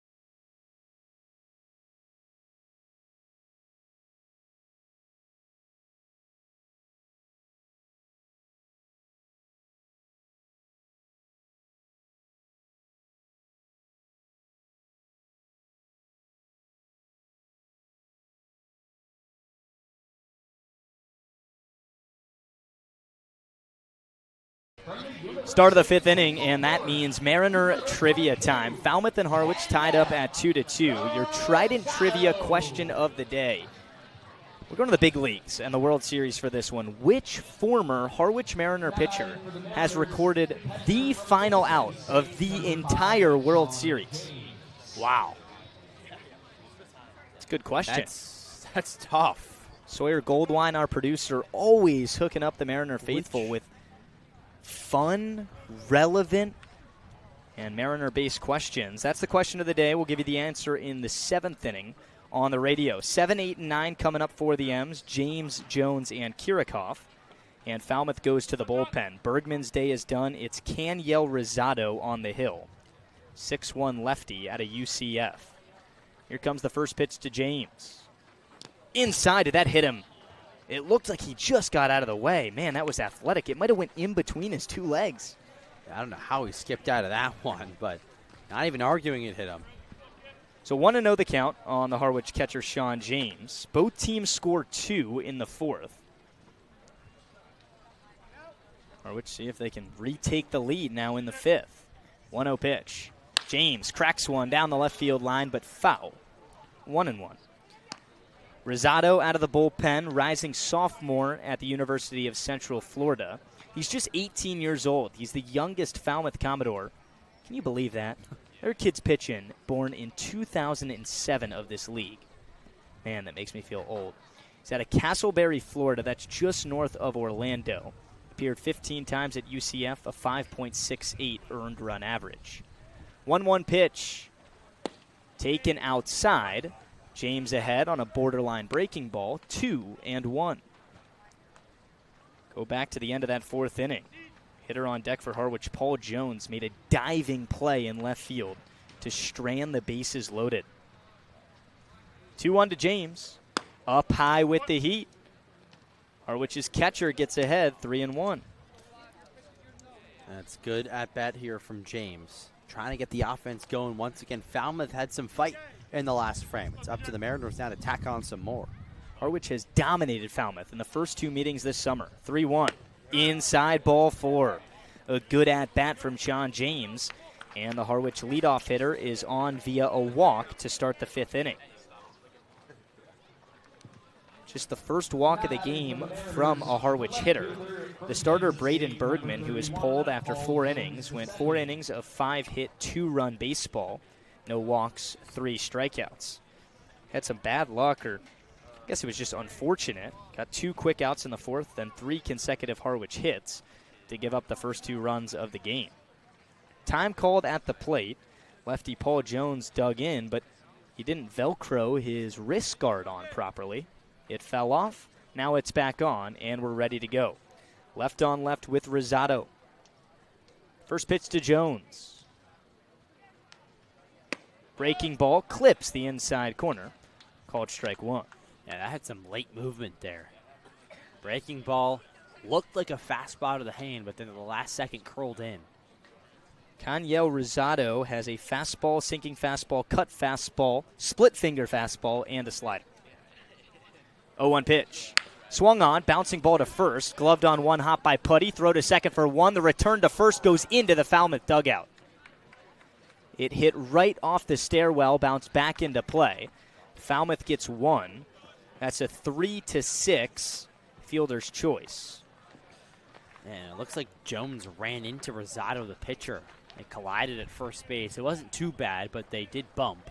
The throw from Konis at short was errant, but that's a good point you brought up because I think 2 guys were trying to cover the bag. Based on Jones's speed, he was going to beat out the throw regardless. And Kirikov up with 1 on and 1 out. Jones replaces James off of first base. That's a fine trade. Yeah. James, the Harwich catcher. Here's Kirikov. First pitch to Micah in the dirt, ball 1. We're right behind home plate here, and the catcher Knit blocked that ball, and it was one last lace on his glove keeping it from squirting through his legs. Kirikov grounded out to short his first time up. 1-0. Outside, ball 2. Nico Brini and the top of the Mariners lineup looming on deck. We're all square at 2-2. Top of the 5th in Falmouth. Harwich has a runner on with 1 out. Risotto checks on James, or pardon me, Jones at first. Count still 2-0 on Kirikov. Micah playing center tonight. We saw Brini play center last night on the road in Orleans. Brini's played left, center, and right in his first 3 games. First 3 games. 2-0 pitch. Kirikov gets into one. Hot shot into left field. A base hit. Just snuck past Konus' glove at short. And a 1-out knock from Kirikov has Mariners at first and second with just 1 out in the top of the order coming up in the 5th. That's the second time Kirikov has hit the ball hard tonight. Line out to shortstop back in the 3rd, and this time finally squeaks through. Harwich off of 14 hits last night at Eldridge Park. Already has 6 hits tonight in the top of the 5th with 1 out. Brini left on left with a new reliever, Rosado. Nico bunt down the third baseline for a base hit the last time he was up. He's 1 for 2. Brini still looking for that first RBI as a Mariner. First pitch. Nico takes a slider outside. A good take. Ball 1. Good crowd tonight. People still piling in to Gov Fuller Field. 7:15. Cloudy day. Maybe not the best beach day ever. 1-0. Outside. That was the fastball this time. Rosado down 2-0, and that warrants the catcher J.J. Knit to get up and have a word with his new lefty reliever. Maybe a questionable pull looking back. Bergman, those 3 consecutive 2-out hits ran him out of the game in the 4th. Rosado starts the 5th, but Bergman, he was elite tonight. Yeah. 4 innings, 5 hits, 2 runs. He was almost flawless through 4 if he could have just got 1 more batter out, but he didn't. And now we lie first and second, 1 down for the M's in the top of the 5th. Brini's such a crafty hitter at the plate. I feel like he can really do anything. I wouldn't say bunt right here with 1 out, but, that's how he got on in the 3rd. He's ahead 2-0. Here's the pitch. Swung on, high fly, deep into right center field. Gregor chasing. That is down. Extra bases for Brini. James scores. Here comes Kirikov from first. Brini a triple and a 2-ribby one. It's 4-2 Harwich. The first 2 RBIs of the summer come on a Brini triple to right center, and the Mariners take the lead right back in the 5th. Just scorched deep into right center field. That one about 10 or 15 feet away from being a 3-run shot, but instead Brini now stands just 90 feet away from bringing home the Mariners' 5th run. And it looks like Paul Evans, the pitching coach for Falmouth, is taking a trot out. Talk to his pitcher. How about these last couple of innings offensively? How about the bottom of the order here in the 5th, setting the table for the top? And Brini, after 2 hits in his first 3 plate appearances tonight, is 5 for his first 12 in Harwich. That's his 2nd extra base hit, his first triple, and his first 2 runs batted in. Stands in just 90 feet away with 1 out now for potentially the best 2 hitters in Harwich. Castellón up now and Smolinski on deck. Yeah, if this run doesn't come in to score, I'd be shocked. I would be shocked. You're giving Castellón a chance to bring home a run while even getting an out, like a sacrifice fly or a ground out. The infield is way in. Brini off of 3rd, 1 out, left on right with the shortstop Castellón. Nate is 0 for 2 tonight. First pitch, taken inside, ball 1. Castellón, 9 runs batted in on the summer. Had 2 of them last night in his 4-hit effort against Orleans. 1-0. Castellón stares down a breaking ball. That missed up and away. 2-0. Maybe the logic here, if you're Rosado, is you pick around Castellón, and it opens up the double play and left on left with Smolinski. 2-0. Breaking ball up high, now 3-0. Castellón in his first 15 games as a Mariner, 21 hits. Rosado, 3-0. Fastball in there, call it strike 1. So Castellón seen 1. Steve Englert from the Harwich dugout says it's time to go to work now. Infield stays in, and way in. Konus nearly adjacent to the pitcher's mound from short. Here's the 3-1. Castellón rips one into right center field, a base hit, and this one's in towards the wall. It's finally cut off by Gregor in right. Scoring from third is Brini. Another RBI knock for Castellón. He's now into double digits in the RBI category. 5-2 Harwich. 3 consecutive one-out hits, and the Mariners have scored 3 now in the 5th inning. Castellón is just automatic. I feel like I say it every single game, but in that situation, he went to work, inside-out swing perfectly to right center. Here's Smolinski. First pitch to Ty. Taken on the inside corner. Strike 1. This new Mariner team, with the additions of Castellón about 2 weeks ago and Brini last week, it's looking deadly right now. Ners up by 3. 1 out with 1 on. 0-1 to Smolinski. Ooh, that's called a strike. That looked like it was outside. Ty thought it as well. Quickly, 0-2. Smolinski struck out on 3 pitches the last time he was up in the 4th. Rosado ahead 0-2. Can Ty battle? Here's the pitch. That's down low with the heat. Ball and 2 strikes. This is the Mariners team that's playing without arguably their most impactful player all summer long, with Colin Larson right now getting the day off. Yeah, Brini and Kirikov, along with Jones, are in the outfield tonight. 1-2. Breaking ball. Got him looking. That was a beauty from Rosado. Smolinski knew it immediately. And there's now 2 outs in the Harwich 5th. Cade Curlin coming up. First strikeout of the evening for Rosado. And now, uncharacteristic 0 for 3 for Smolinski through just 5 innings.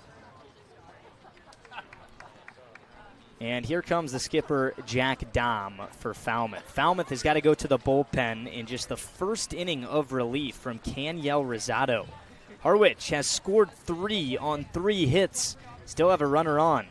That's Castellón off of first with 2 outs, and Cade Curland up to the plate when we come back. A pitching change. 5-2, Harwich leads on the Mariners Radio Network.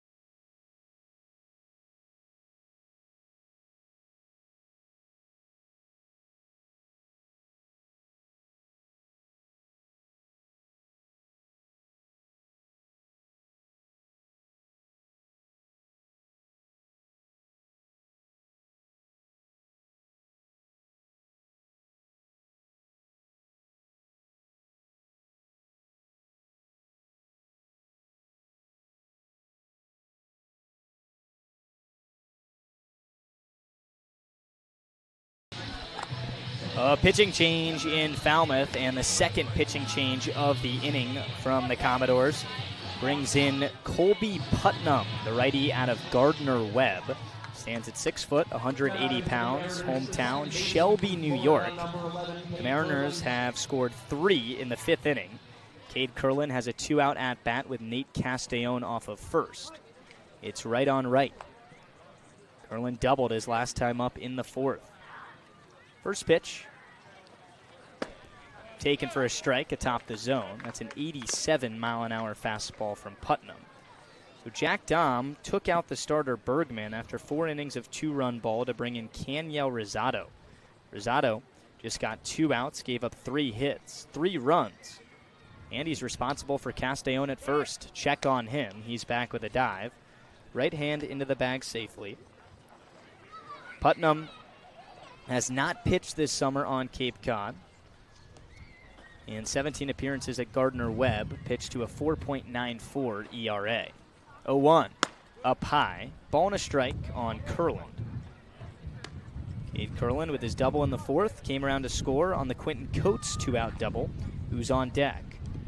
Kurland now up to 6 doubles on the summer, tied with Smolinski for the team lead. Castellon a good lead off of first here, the 1-1 pitch. Swing and a foul ball behind home plate. Kurland down 1-2.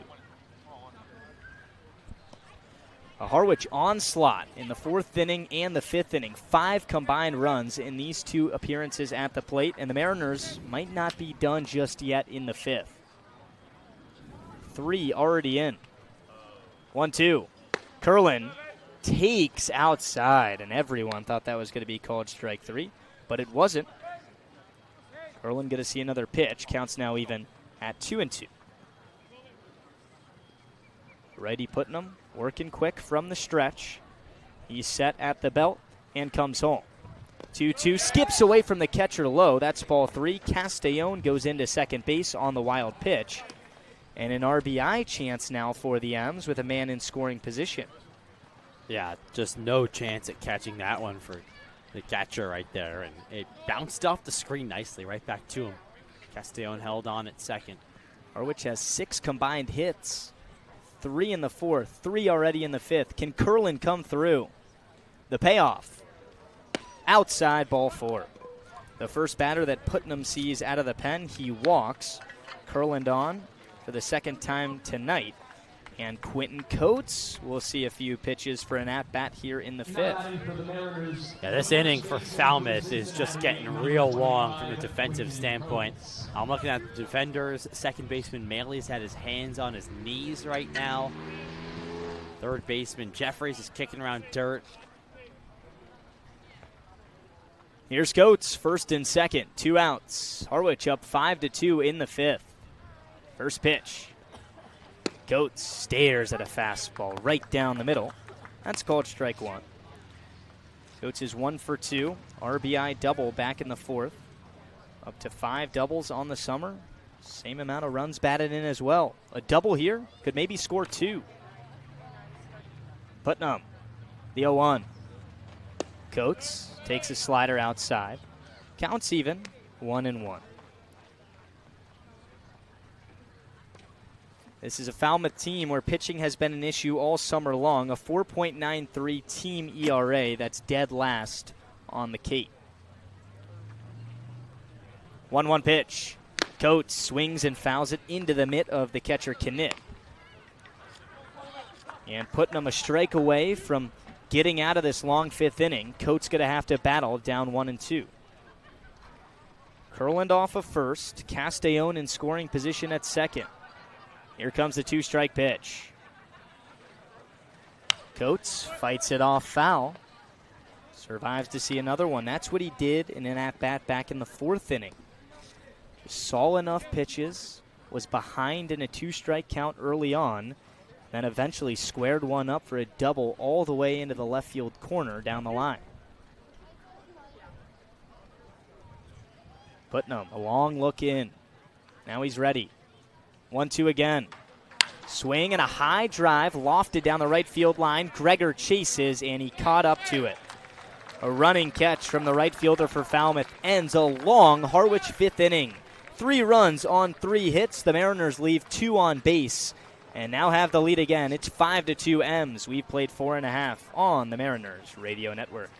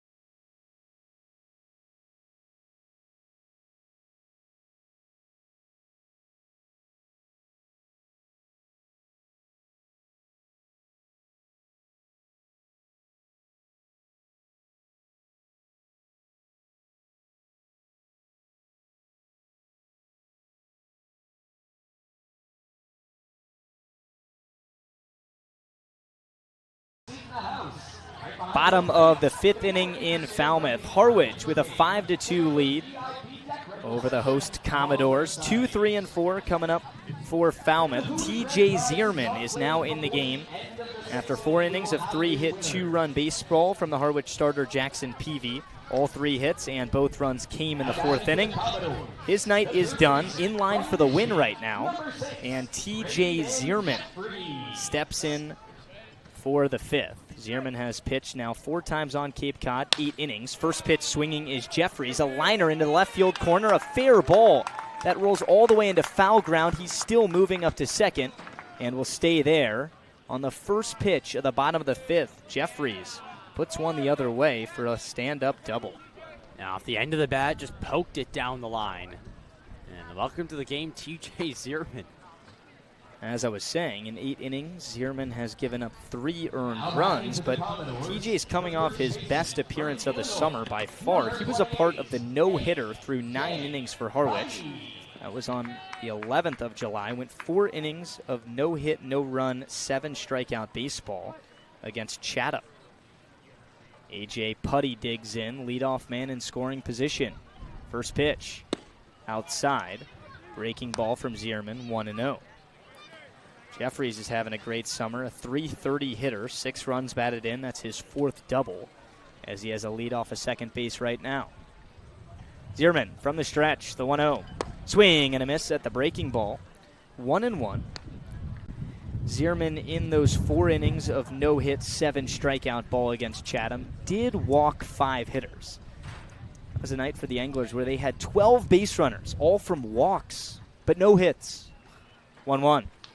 Putty stares at a strike, letter high, 1-2. Still the craziest game of the year to this point. The game when the Mariners were no-hitting Chatham.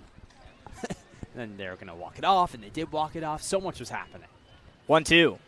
Breaking ball, cut on and fouled down the right field line. That's into the seats. Yeah, Harwich was down 1-0 after 9 innings of no-hit baseball going into the bottom of the 9th. The Mariners tied it 1-1, went to the 10th. Harwich gave up their first hit of the game and only hit they surrendered. Gave up a run and then scored 2 in the bottom of the 10th to win it. Putty swings and misses at the 1-2 in the dirt. Drop third strike, throw down to first in time. And Zierman punches out Putty. That's a big out as the runner at second, Jeffries, did not advance. Here comes Carter White, the left fielder out of Mississippi State.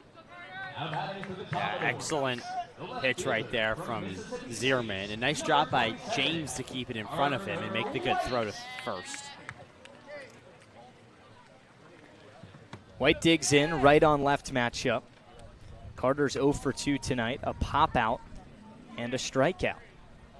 First pitch in the dirt, a nice block on the chest pad from the catcher Sean James. Keeps Jeffries over there at second. Jeffries has not stolen a base this summer. But White's off to a hot start. In his first 29 at-bats for Falmouth, White has 11 base hits and 7 runs batted in. 1-0. Breaking ball stays up high. Zierman, a long look in. Didn't like that ball 2 call, but he's got to deal with it. Conus on deck. 2 All-Stars in Peralta and Jackson after him. Falmouth responded with 2 the first time the Mariners scored in the 4th. Trying to do it here in the 5th. Ground ball off the glove of Zierman. He knocked it down in front of him and pitches to first for the out. Jeffries goes from second to third. But a nice play from TJ. That ball was scorched into the grass. He tried to glove it, but couldn't squeeze it. And knocked it down just in enough time to make the force out at first. Yeah, really nice job by Zierman right there. Almost the same as an infielder just knocking down the ball. Of course, Zierman would have rather caught it, but calm. Sometimes you overrun the ball when you're trying to pick it up with your bare hand. You just got to calm your mind when you do that. 1 out away from a scoreless 5th. Ty Conus stands in his way. First pitch to Ty. Breaking ball, called a strike on the outside corner. Conus singled and scored his last time up back in the 4th. He's 1 for 2. Team leader for Falmouth with 16 runs batted in. 0-1. That's taken again in an identical spot. Called strike 2. Breaking ball from Zierman. After a leadoff double on the first pitch of relief in the 5th inning to Jeffries, he's a strike away from getting out of the 5th. 0-2. Ground ball right side. Kurland, a long run to the glove side, and he made the play in time. Jeffries, leadoff double, stranded in the 5th. Zierman, scoreless out of the bullpen through 1. Harwich leads 5-2 on the Mariners Radio Network.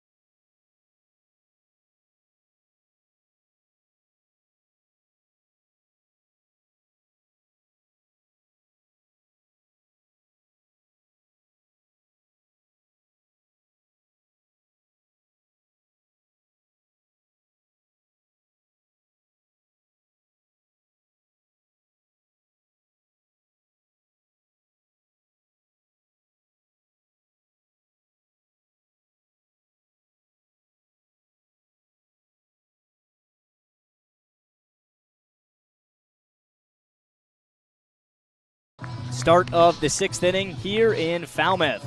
The Mariners lead the Commodores 5-2. Alongside Milo Hoffman, I'm Luke Brenneman. Appreciate everyone tuning in to the Mariners Radio Network tonight. The start of the 6th is brought to you by Netting Pro. Stadionic is the official netting and facility solutions partner of the Cape Cod Baseball League. When it comes to netting and building iconic sports facilities, it's Netting Pros. Stadionic, making sports facilities iconic. 6, 7, and 8 due up for the M's. Peltier digs in. Colby Putnam, who came in to get the last out of the 5th inning, is back on the hill.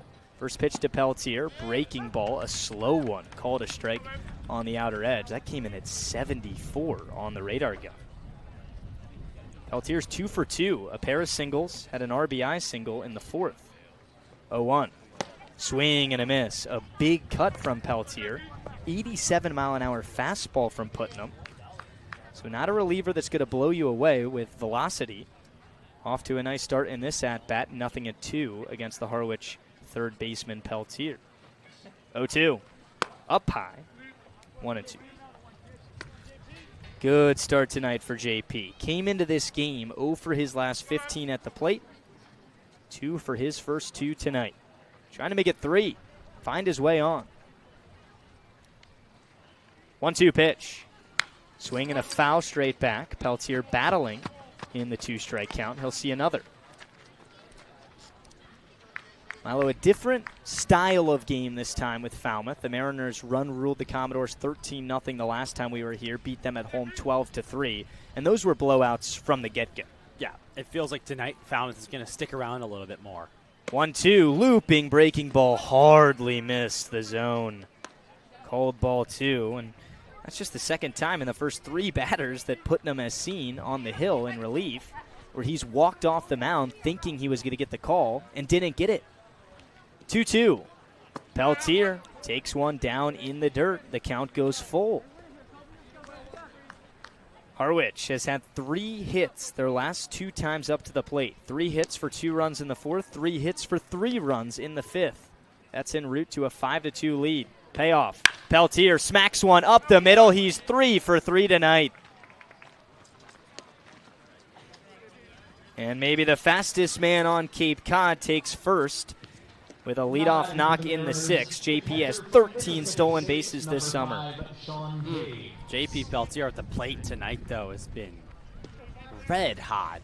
Came in just hitting 195. All-star. Has 12 RBIs, but the batting average has been decreasing. Tonight, it's moving back up. Here's Sean James. First pitch, fastball on the outside corner. That's called strike 1. James got the big rally in the 5th started, had that leadoff walk. And that set the table for a Kirikov hit, a Brini triple, a Castellón hit. 0-1 to James. Popped up behind home plate, and that's just foul. Fan sitting down, just ducked out of the way. He could get up and move. Oh, you see Kennett's cap that he's got there? Red, white, and blue. So he's got the stripes. What is that, like a headband? Yeah, it looks like a swim cap. And then the skull cap, top of it is the, what was that, the stripes was on top? He's got a lot going on. He's got the Baylor green, too. Hey, America, baby. James down 0-2. Check on the runner at first. Peltier back with a dive. You brought it up. Peltier, the first time he was caught in 14 attempts. Came back after his RBI hit in the 4th. He was caught stealing. It was a close play, too. Big lead over there. James down 0-2 in the count. Here's the pitch. Pushed it into right field, but it's cut down by the first baseman, Putty. He has no play at first, an infield hit for James. And Harwich has it going again in the 6th. First and second, nobody out. You talked about it at the top of the show. You said this bullpen for Falmouth really struggling this year. And you hit the nail on the head because through 3 innings, Braden Bergman was looking real smooth. Now all of a sudden, the Mariners have 9 hits, 5 runs, and the last 3 innings, they've gotten something going every single inning. Paul Jones making his Harwich debut tonight has first and second, nobody out. First pitch to Jones. Breaking ball outside. Jones quickly ahead 1-0. Jones is 0 for 2. Struck out, grounded into a fielder's choice the last time he was up. Right on left matchup with Putnam on the hill. Here comes a 1-0. Jones takes one not even close. 3 feet outside the zone away on the lefty hitter. 2-0. So this new look outfield, Brini already 2 hits tonight, a 2 RBI triple the last time he was up. Kirikov has a hit tonight. Is it Jones's turn? Not on the 2-0. He swings and misses at a center cut fastball. Steve Englert, the Harwich skipper, 28th season with the M's. Gives him some words of encouragement before the 2-1. Swung on, hard hit ground ball. Konis has it at short, steps on the base, throw to first in time. A double play for Falmouth, and that's a backbreaker in the 6th for Harwich. It's tailor-made right there. Peltier does get to third base, but that gets rid of the serious rally that Harwich had going. Konis was shifted just a hair up the middle, whether he was holding the runner on or that was in the scouting report against the lefty Jones. But that's a 6-3 double play. Peltier at third and Micah Kirikov, the Mariners' final hope here in the 6th inning. Harwich still up by 3, 5-2. First pitch, Kirikov, fly ball, shallow right center field. Peralta comes in from center, camps underneath, and makes the head-high grab. After a hit from Peltier and James reaching on an air, the Mariners don't go anywhere. Jones the double play, Kirikov the flyout, and another scoreless inning for Putnam out of the pen. 5-2 Mariners. We're going to the bottom of the 6th in Falmouth on the Mariners Radio Network.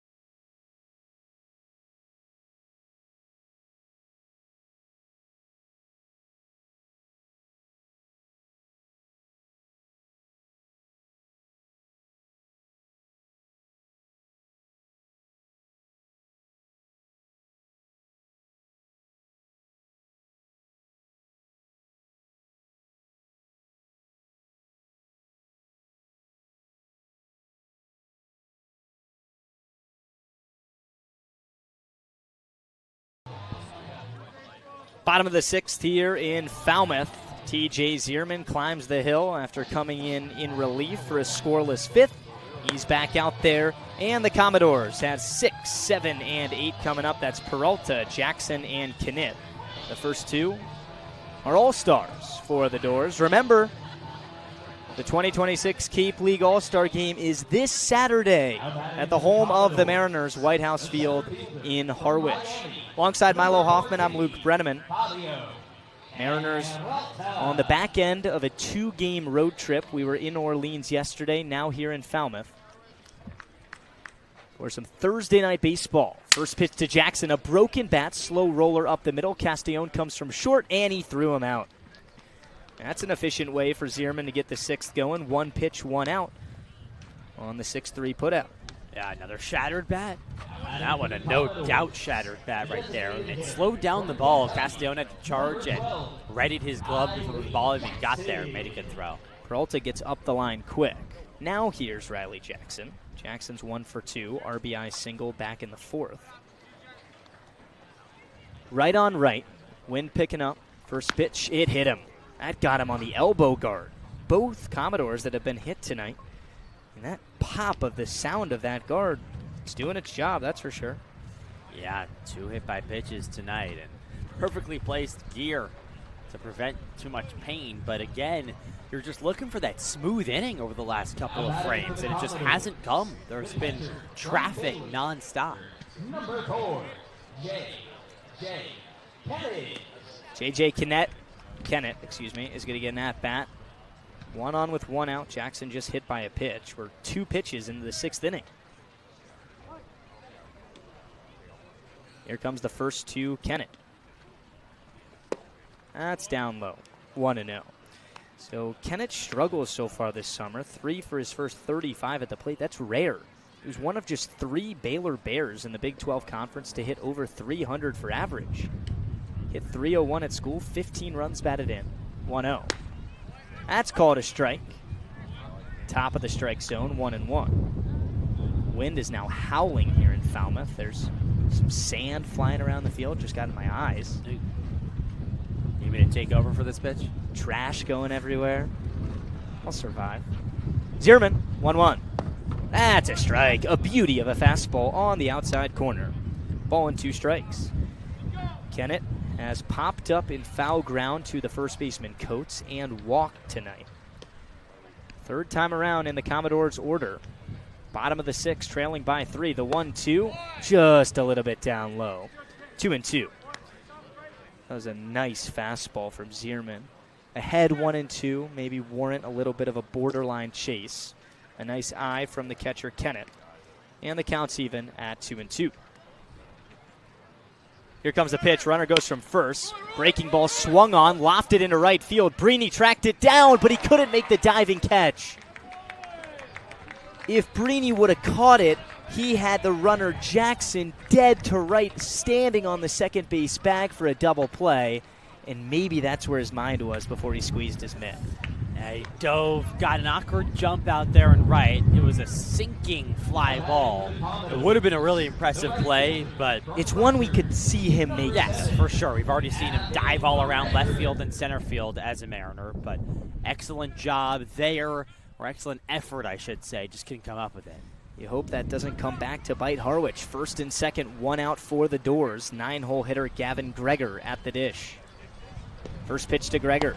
He takes. Breaking ball, just a little bit down low. 1-0. Getting real windy here at Gov Fuller Field. I feel like, it's really picked up for the last couple moments. Getting a little bit cold.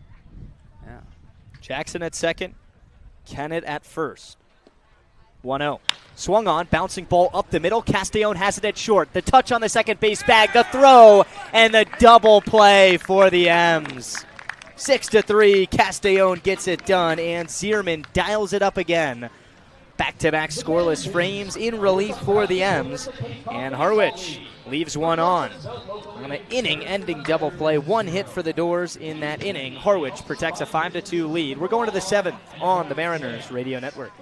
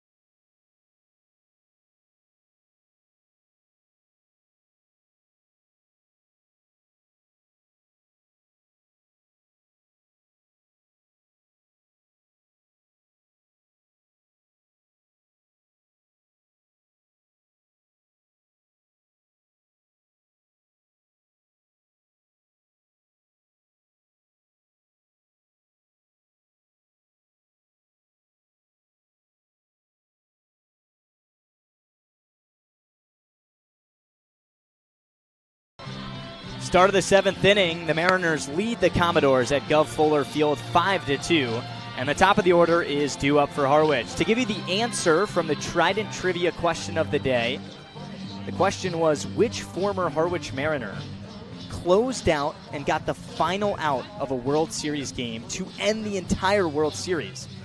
That was the 2019 Washington Nationals team, Daniel Hudson, who pitched in college at Old Dominion, played back in Harwich in 2007. He got the final out. It's Brini, Castellone, and Smolinski. New arm into the game is the righty out of Stanford, Ben Reimers. Reimers, 6'4", 220 pounds. Comes home, first pitch. Brini takes a fastball outside. Counts 1-0. So out of the starter, Bergman, who gave up 2, Rosado gave up 3. The arm who was just taken out, Colby Putnam, is the first Falmouth pitcher. He went an inning and a third of 1 hit, no-run ball. 1-0. Brini lays into one. A line drive, dead center field, but right at Fabio Peralta. First out of the 7th. That kind of almost a submarine type pitcher here. Sidewinder. Reimers, yeah. Sidewinder doesn't get all the way down, but it is awkward for those hitters in the box. Castellone digs in right on right with Reimers. Really close stance before he comes home on the hill. First pitch, nowhere near the zone, up and away, ball 1. Castellone 1 for 3. That RBI single back in the 5th. When does Nate Castellone not have at least 1 hit? Had 4 of them last night. Harwich up 5-2. Start of the 7th inning, 1 out. 1-0. Castellone takes a heater inside. 2-0 on the Harwich shortstop. Smolinski after him. Maybe an opportunity here with this spot in the Mariners lineup to blow things open now in the latter 3 innings. 2-0 pitch. Castellone fouls it off, 2-1. Looks frustrated with himself, was a little bit late on a high fastball. Reimers in the school season at Stanford appeared 16 times for the Cardinal. Started 1 game, a 7.79 ERA. Here comes the 2-1 to Castellone. Outside all the way to the backstop. 3-1. Well, the last time Castellone didn't have a hit, because you asked, was July 5th in a game that he started. July 5th. What is it, the 17th? 16th. Whoa. And he plays every day. I mean, this guy never gets off. Yeah. I don't think he wants him. 3-1. Castellone takes inside, ball 4. A 5-pitch walk to the Mariners shortstop. But to runner on with 1 out in the 7th for Ty Smolinski coming up. That's the 3rd time the Mariners have walked tonight. Harwich is in the top 3 of the Cape League. They've drawn 130 walks. That's good for 2nd in all of the CCBL. But tonight, they've been doing it with their bats. 9 hits. Here's Smolinski. He's 0 for 3 tonight. First pitch. Smolinski tries to lay down a bunt and bunted it right into the catcher, Kennett. He looks to be okay. Smolinski gives him a pat on the back. Says, "You all right?" Kennett walks around the plate a couple times. Home plate umpire Jeff Merzel is going to deliver the ball to the reliever Reimers and give the catcher out of Baylor a couple seconds to catch his breath right. Smolinski and Kennett are talking. No harm. I love the catchers. They do every extra act just to buy some time. Merzel's like, "Oh, I haven't brushed off home plate in a while. Let me do that."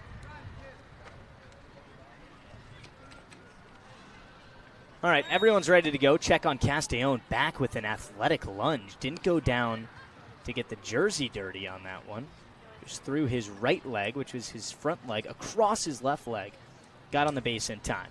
0-1 on Ty. Here it comes. That's a strike with the fastball, called at the knees. 0-2. Smolinski is 0 for 3. Grounded out in the first, but his last 2 times up, he struck out. First look at the reliever Reimers. He's quickly behind 0-2. Here comes the 2-strike pitch. Swing and a miss, strike 3. He got him on 3 pitches. Smolinski's 3rd consecutive K of the night. And there's 2 outs in the 7th. We saw Ty have a night like this back when Harwich played Chatham a couple weeks ago. It was an odd night, 0 for 5 with 4 strikeouts. And tonight he's 0 for 4 with 3 strikeouts. He bounced back after that outing, but just every once in a while you fall into a lull. Here's Cade Curlin. 1 for 2 tonight, a double and a walk. Check again on Castellon. This time he lays out on the dive, gets a little bit dirty on the Mariners' powder blue unis tonight. Which is 2-0 against Falmouth this summer. They're up 5-2 in the third meeting. 2 out, 1 on. First pitch to Cade, scorched the other way, foul. 0-1. The reason we sound so surprised about Smolinski striking out, if you're a Mariner fan that's not familiar with the team this summer, is because Ty Smolinski is arguably the best player on Cape Cod going into the All-Star break this weekend. He's the highest OPS out of anyone on the Cape. Leads the league in home runs, leads the team in RBIs, hits .315 for average. 0-1 to Curlin. Breaking ball, clips the zone, called strike 2. We're past 8 o'clock. Start of the 7th. Harwich scored 2 in the 4th. Falmouth battled back in the bottom of the 4th to tie it up, and then the 3 runs in the 5th have been the difference tonight for the M's. 0-2. Curlin puts one into right field on a line drive. That's a base hit. Castellon goes first to third. And here come the M's again in the 7th. The second knock of the night for Curlin. He had 2 last night as well. He's really heating up. Yeah, he's feeling it at the plate right now. Cade Curlin just hard hit after hard hit after hard hit. And he can go to all parts of the park as well. That one's to right field. Now an important at-bat. What we were talking about at the start of this inning with this part of the lineup brings up Quentin Coates, one of 5 Harwich All-Stars coming this weekend. Runners at the corners, 2 down, Harwich up by 3. First pitch to Coates, taken inside, ball 1. Fastball has been a little bit wayward in the 7th from Reimers. Reimers is the 4th pitcher used tonight for the Commodores. Curlin off a first, Castellon off a third. 1-0 pitch. Coates takes a breaking ball. That's called a strike. 1-1. Falmouth at 10-14 for record with 2 ties. They've lost 2 in a row. They sit in 3rd place of the West Division. 1-1. Coates takes. That almost got past the catcher, Kennett. Made a lunging play to his right. Pitch was almost outside of the left-handed hitting batter's box. Coates a righty. Ahead 2-1. Coates had that RBI double to get the scoring started in this game back in the 4th. 2-1. Coates bounces one off of the mask of Kennett. Looks to be okay. 2-2 the count. That's why I laughed. I think Kennett's getting beat up back there. Is a big spot. Coates with 5 runs batted in this summer, a guy who's swinging his hottest bat. There's nobody on this team, maybe outside of Castellon, that has gotten on the way Coates has these last 2 weeks. RBI chance. Deuce is wild in the 7th, the 2-2. Coates takes down low, and the count goes full. With 2 outs and a payoff pitch coming to Coates, Curlin will get a head start off of first base on this pitch. Peltier on deck if it gets to him. Harwich up by 3, looking for more in the 7th. The payoff pitch to Coates. Gets into one, down the right field line. That is foul. A slicing line drive that Coates just flared the other way.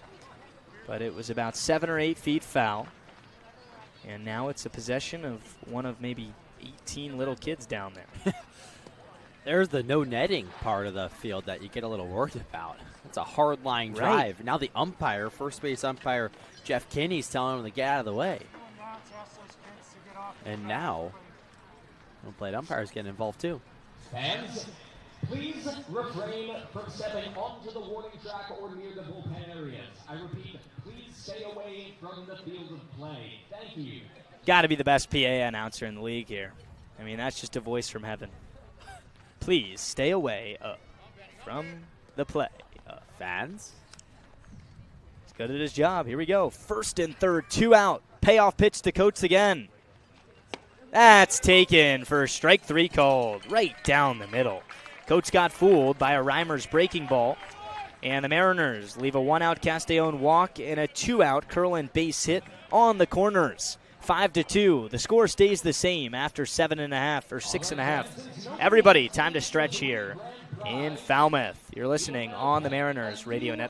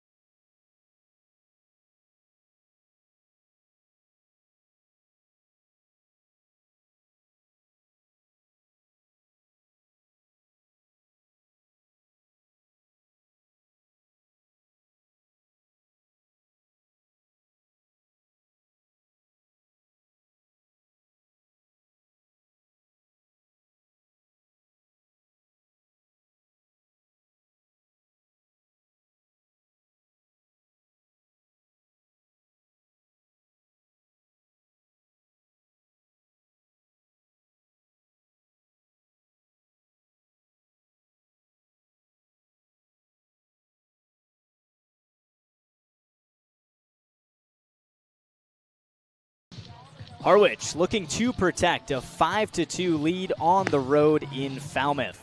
The Mariners lead by 3, and after everybody stretched out and loosened up in the middle of the 7th inning, the Commodores at the top of the order coming up. Maley, Jeffries, and Putty. The right-handed reliever T.J. Zierman out of UNC Wilmington is back out there for his 3rd inning in relief. He's gone 2 innings, given up 2 hits, but most importantly, scoreless baseball for Harwich. Maley digs in for a right-on-right matchup. The All-Star Austin Maley is 0 for 2 tonight with a walk. First pitch, breaking ball, down the middle, called strike 1. We've seen Zierman do this now a couple times. Last relief appearance, he went 4 innings. 4 innings of no-hit baseball. Giving up 2 tonight. 0-1, skied foul. TJ ahead 0-2. From what we've seen now in over 10 innings from Zierman, is that first pitch goes a long way. If it's a first pitch strike, it just opens up so much more for him, and he pitches on the downhill. He's ahead 0-2 on Maley. Here it is. He just missed on the inside edge. I thought that was 3.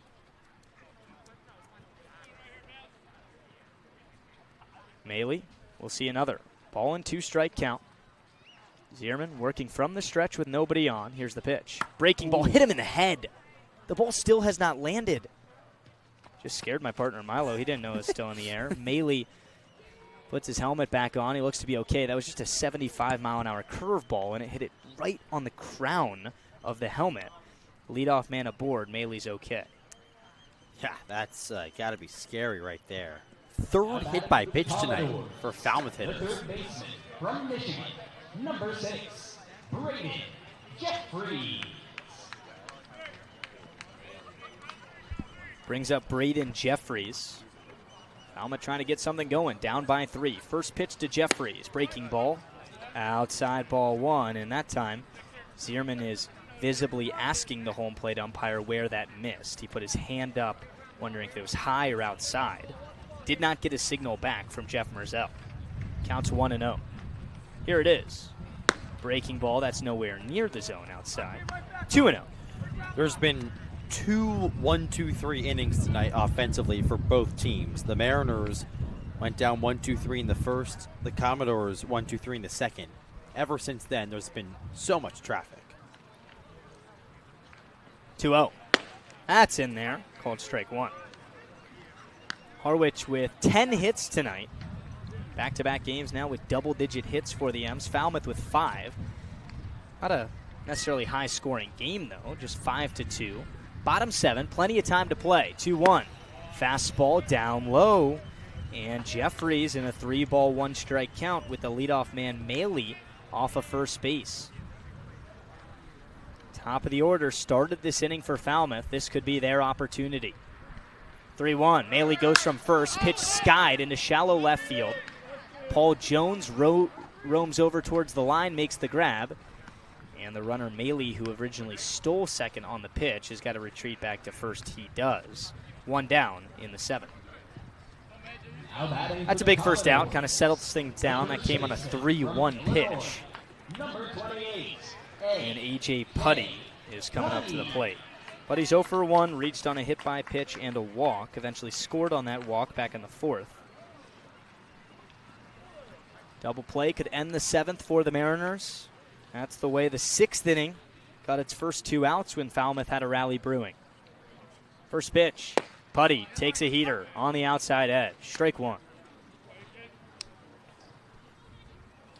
Beautiful night. 73 degrees. Everybody still in shorts and a t-shirt in the crowd. 0-1 offering. Jam shot, foul behind home plate. That fastball. 8 Putty up. 0-2. Just because it has me thinking, have you ever tried taffy? I have, and I don't like it at all. The last name Putty is just giving me taffy vibes. That's a huge thing on Cape Cod. There's so many taffy shops that specifically sell it. The 0-2 is punched foul. Well, I'm surprised this didn't come up when Ryan Taff has been pitching for the Mariners. That's true, and his name is totally spelled where you spelled like originally pronounce it, Taffy. Yeah. But no, I'm not a fan of it. My mom loves it. 0-2 pitch. Swing and a miss, strike 3. Putty is put out on strikes. A punch out for Zierman. That's his first out of the bullpen. And there's 2 outs in the 7th after the leadoff man Maley reached. Zierman an out away from 3 scoreless innings out of the Harwich bullpen. He's not away from 7 consecutive scoreless innings out of the Mariner bullpen. He's looking really good. And I'm not exactly sure how this works, but could be maybe pitching himself into a starting role. Here's Carter White, swings at the first pitch, lines it foul, left field side.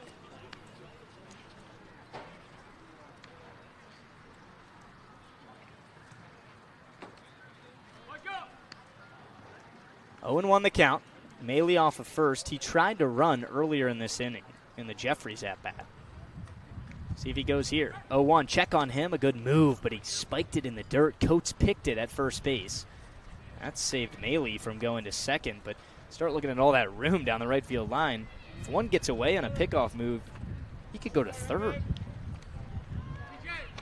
0-1 the count. White the hitter, 0 for 3 tonight. The pitch. Fastball just missed. Zierman's starting to just laugh at this point. This is a very tight strike zone, and it feels like it's gotten tighter throughout the game. 1-1 now.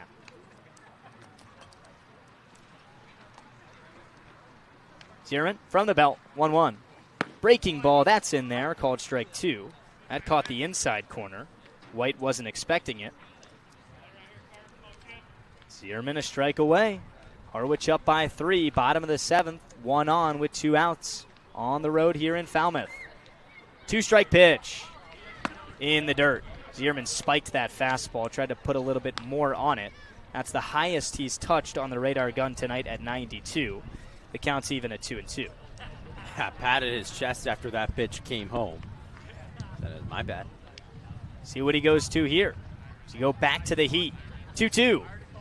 Ground ball to the first baseman Coates. He steps on the bag. And another scoreless inning out of the pen for T.J. Zierman. The leadoff man Maley left at first after he was hit by a pitch. Harwich has now tossed 3 consecutive innings of scoreless baseball, and they still lead 5-2. Milo will be on the call for the final 2 when we come back on the Mariners Radio Network.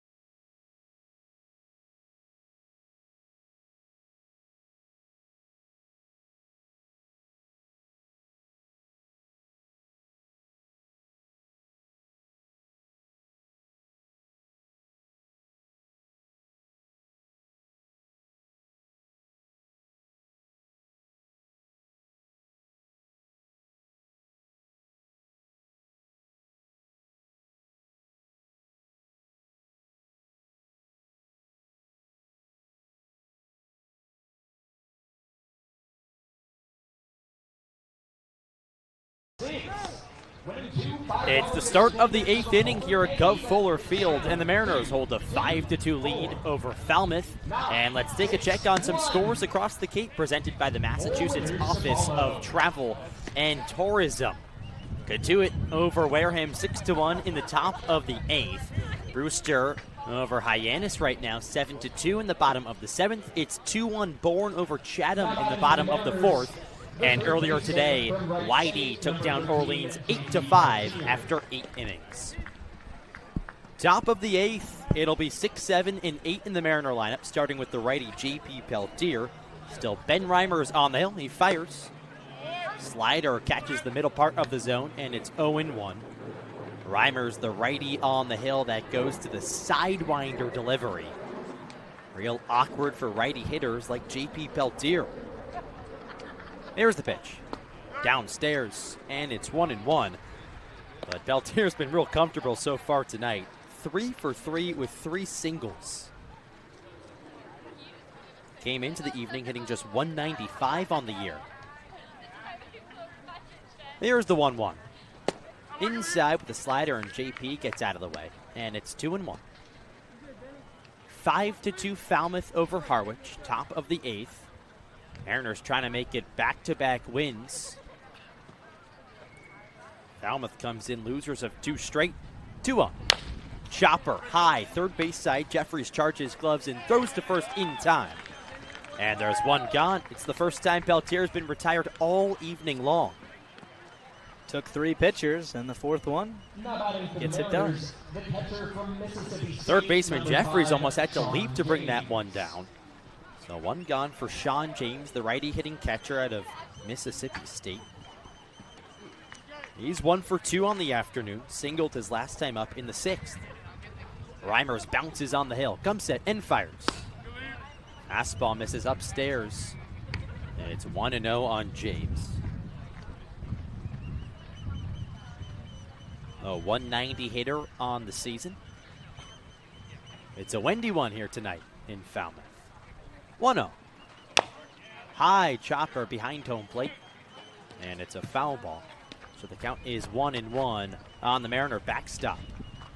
Tonight, James has been real impressive behind home plate. He's been blocking a bunch of balls in the dirt from the 2 Mariner pitchers in Jackson Beebe and TJ Zierman. Harwich has only used 2 arms so far. 1-1. Fouled back, and it's 1-2. James thought he missed one there. He nods his head, takes a lap around the righty box where he adjusts his batting gloves. All beige bat, the Victus brand bat. Twirls it a few times. He's back in. Reimers comes set. There's the 1-2. Line drive, right center field, base hit for James. His second knock of the evening, rounds first, but a hold on there. And it's a 1-out single for the Mariners here in the top of the 8th. They lead 5-2. We've seen James go the other way now a couple times this summer. He hits the ball really hard on those looping line drives that kind of get out there towards right center and die out. Still looking for that first extra base hit of the summer, but you mentioned it. The defensive prowess has been really solid tonight. His versatility, where he can play the infield, he can catch. He brings a lot to the table. When the base hits start coming, James has a really bright future. And he takes his lead. The hitter is Jones. He takes a fastball that just missed outside. Count is 1-0 on Jones, who's making his Mariner debut tonight. 0 for 3, a strikeout, a couple of ground outs. There's the 1-0 offering. Flared, shallow left field, third baseman Jeffries over in foul territory. He makes the grab. That was in on the hands, and Jones smacks his helmet with his bat. So out number 2 here in the top of the 8th. That was a really athletic play over there at third from Jeffries. That was a ball that was sinking quickly. It was also drifting because of spin more towards the seats, and he ran it down in a hurry on a ball that was over his shoulder. It's impressive. Seen a couple impressive catches from infielders tonight. A quick turn and fire to first base, and James is in safely. Just 2 stolen bases on the year for James over there, but speaking of infield catches, James had an impressive one behind home plate. Made a basket-style catch. Here's the righty Kirikoff. Pitch home. Inside. And it's 1-0, 89-mile-an-hour fastball from the sidewinder Reimer. 5-2 M's, top of the 8th, 2 gone. James off of first. There's the pitch home. Down the middle for a strike, and it's 1-1. 88 miles an hour on the gun. It's been a chilly one all night long. I feel like I should be wearing a sweater right now, but I am. We'll survive. Yeah, you put on the sweater. Oh, I like that sweater. It's got the Harwich logo. 1-1. Down and in. And it's 2-1. Have I seen this one yet? This is last year's. Okay, so it's more of a hoodie. The ones we got this year, right? You could like work out in it. Yes. It's got sort of that Under Armour feel to it. Right. Evo Shield. 2-1. James runs, foul back. So James has to go back to the bag. Kirikov smiles after that one, just underneath it. Takes a long look around the trees behind us, down the third base line. He has a single today, 1 for 3, and he lined out sharply to shortstop back in the third as well. Good at-bats for Kirikov tonight in the 9 hole for the Mariners. Big hole on the right side of the infield. Big shift on the righty. Kirikov in the box. 2-2. Just misses inside, and the catcher, Kennett, was running towards the dugout. Home plate umpire Jeffrey Merzel shook his head. He knew it was close, but couldn't ring him up. Tonight he's had a delayed strike 3 call as well, so you never really know if he's going to get him. James will be on the move. Pitch home. Fouled back at the plate, and they'll do it again. That was funny because it was the tale of two sides. When Kennett already went, kind of showed up the umpire there, which was his bad. And then Kirikov looked at the Harwich dugout saying, what is this guy doing? That's ball 3. 7th pitch of the at-bat on its way. Oh, no. Reimer steps off. It was fully set there. Wobbled. Takes a couple steps outside the mound. Now toes the slab once again. Peers in for the sign. James off of first. Payoff pitch on its way with 2 gone. James runs. Pitch. Inside ball 4. And Kirikov is aboard for the 2nd time this evening. And the Mariners now have first and second with 2 away in the top of the 8th. They hold a 5-2 lead. That's a heck of an at-bat from Micah. 7-pitch walk. The cadence of pitches in that at-bat went ball, strike, ball, strike, ball, strike, ball. Where he was just having to battle because Reimers was dancing right around the zone. And now you set up Brini. It's been a beast tonight. Couple hits. A double that brought home 2 runs. 2 for 4 in the leadoff spot. Here's the pitch to the lefty. Bopped up, shallow left field. White comes in. Shortstop Konis is also there, and Konis drops it. Down the left field line, there was 3 players in the area, and none of them can make the grab. James came all the way home to score. Brini was at second base, and Kirikov was at third base. Kirikov was right behind James, and I don't know if Kirikov just likes to run. I mean, credit the hustle. That ball was foul off the bat. I mean, you've got 3 different players right now in a Mariner powder blue uniform going in 3 different directions on the diamond, and then Nate Castellone, the hitter on deck, was kind enough to hand Brini his bat. So it's 0-1 after all of that. Brini digs back in. But a timeout is called as a ball is on the field over and right. I never wonder how that happens. People throwing the ball out there and it just appears. You know, it's chucked back over the fence, and who knows? Someone might be real happy right now. Get their ball back. Reimer has a ball in his hand, and he's ready to fire home. Brini back in the lefty box. Here's the 0-1 from Ben Reimer with runners on first and second, 2 away. Inside, a slider at 80 miles an hour. Top of the 8th. Brini finds a hit here. Just add on. You make the task even more challenging for Falmouth. Down to their final 6 outs offensively. 1-1's the count. Here's the offering. Outside, it's 2-1. Reimer came in this game in the 7th. His pitch count is all the way up to 40 now. Mariners have not been set down 1-2-3 since the first inning. 2-1's the count. Runners take their leads off first and second. Here's the delivery. Ground ball foul down the first baseline. And the count is 2-2. Rainey's always going to fight. 2 hits tonight, 2 hits last night. Things are off to a nice start for the new Vanderbilt transfer in his second summer with the Mariners. Just a guy who loves baseball. 5 for his first 13 with the M's. Last year, obviously, spent the entire summer with the M's. Made a big impact defensively and offensively. 233 hitter, a homer, and 14 RBIs with the Mariners last summer. 2-2 on its way. Here's the pitch. Line drive foul down the right field line, off the pole and back into fair territory. It just bounced onto the pitcher Reimer's feet.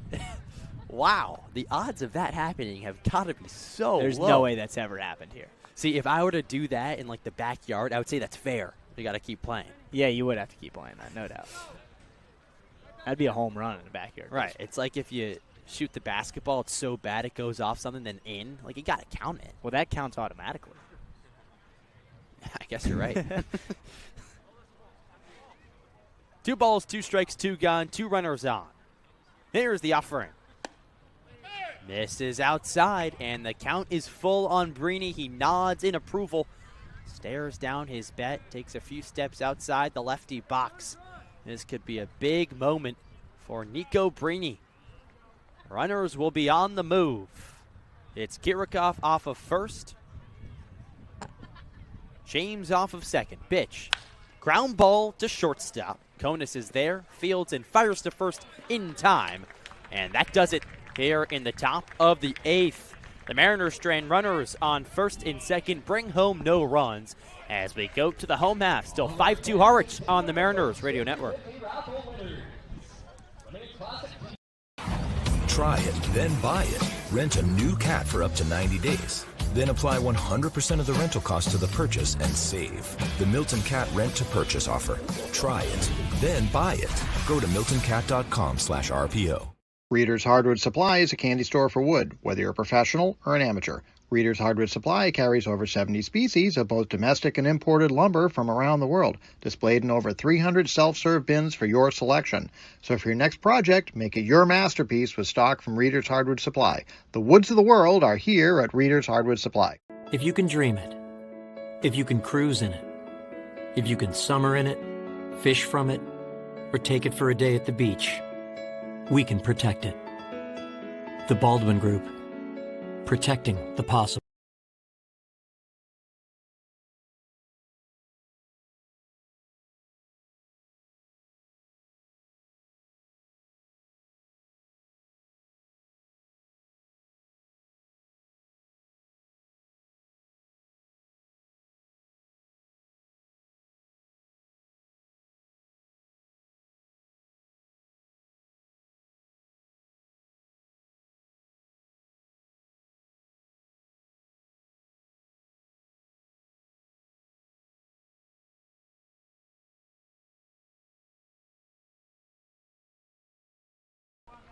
Back here at Gov Fuller Field as we head to the bottom of the 8th, and the Mariners hold a 5-2 lead over the Commodores. So glad you're with us. Alongside Luke Brenneman, I'm Milo Hoffman. It's still the righty on the hill for the Mariners, TJ Zierman, in his 4th inning of work out of the bullpen. And he deals to 5, 6, and 7 in the Commodore lineup, starting with the right-handed hitting shortstop Ty Konis. He takes a few check swings outside the righty box. Konis so far tonight is 1 for 3, a single in the 4th. Zierman toes the slab with the powder blue Mariner uniforms, brings his teal glove to his belt and fires. Slider misses outside. It's 1-0 on Konis. Selected as an all-star, one of 6 all-stars on this Commodore team. He'll be in action Saturday at White House Field. 1-0. Line drive center field. Kirikoff backs up. Now he has room. He stops in front of the track, and he makes the grab for out number 1. Had the sound off the bat. Konis is smiling as he runs back to the dugout, but Kirikov tracks him down better than anyone out there in center field. MAC Defensive Player of the Year this past season at Kent State. Now batting for the Commodores. Yeah, if that ball was hit to any other part of the ballpark, I think that's extra bases for Konis. He just missed the home run. We know he has home run power, so that wasn't the max when it comes to his pop. Leads the Commodores with 2 bombs this season. Bitch is downstairs to the lefty Fabio Peralta. 1-0. Peralta 1 for 3 tonight. He singled in the 4th. Here's the pitch. Slider backdoor called to strike. And it's 1-1. Fans have mostly departed here at Gov Fuller Field. Partly because it's getting late. 8:32. This was a 6 p.m. start. And it's also real chilly. 1-1. Tap foul back into the Falmouth dugout. Into the dugout. It went by the door area. No one touched it. And so there's an extra ball over there inside the dugout. Got to be careful. There's been a few situations tonight where players have had to look out. Falmouth fouled off a ball near the Mariner dugout a few innings ago. Pitch in the dirt, scooped up by James, and it's 2-2. There was a bat that went flying over the Mariner dugout as well. 5-2 Harwich, your bottom of the 8th. 2-2's the count. Here's the pitch. Upstairs, and it's 3-2.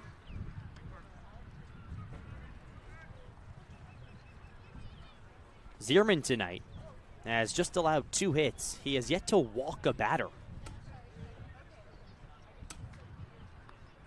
Wobbles on the mound, now he comes set.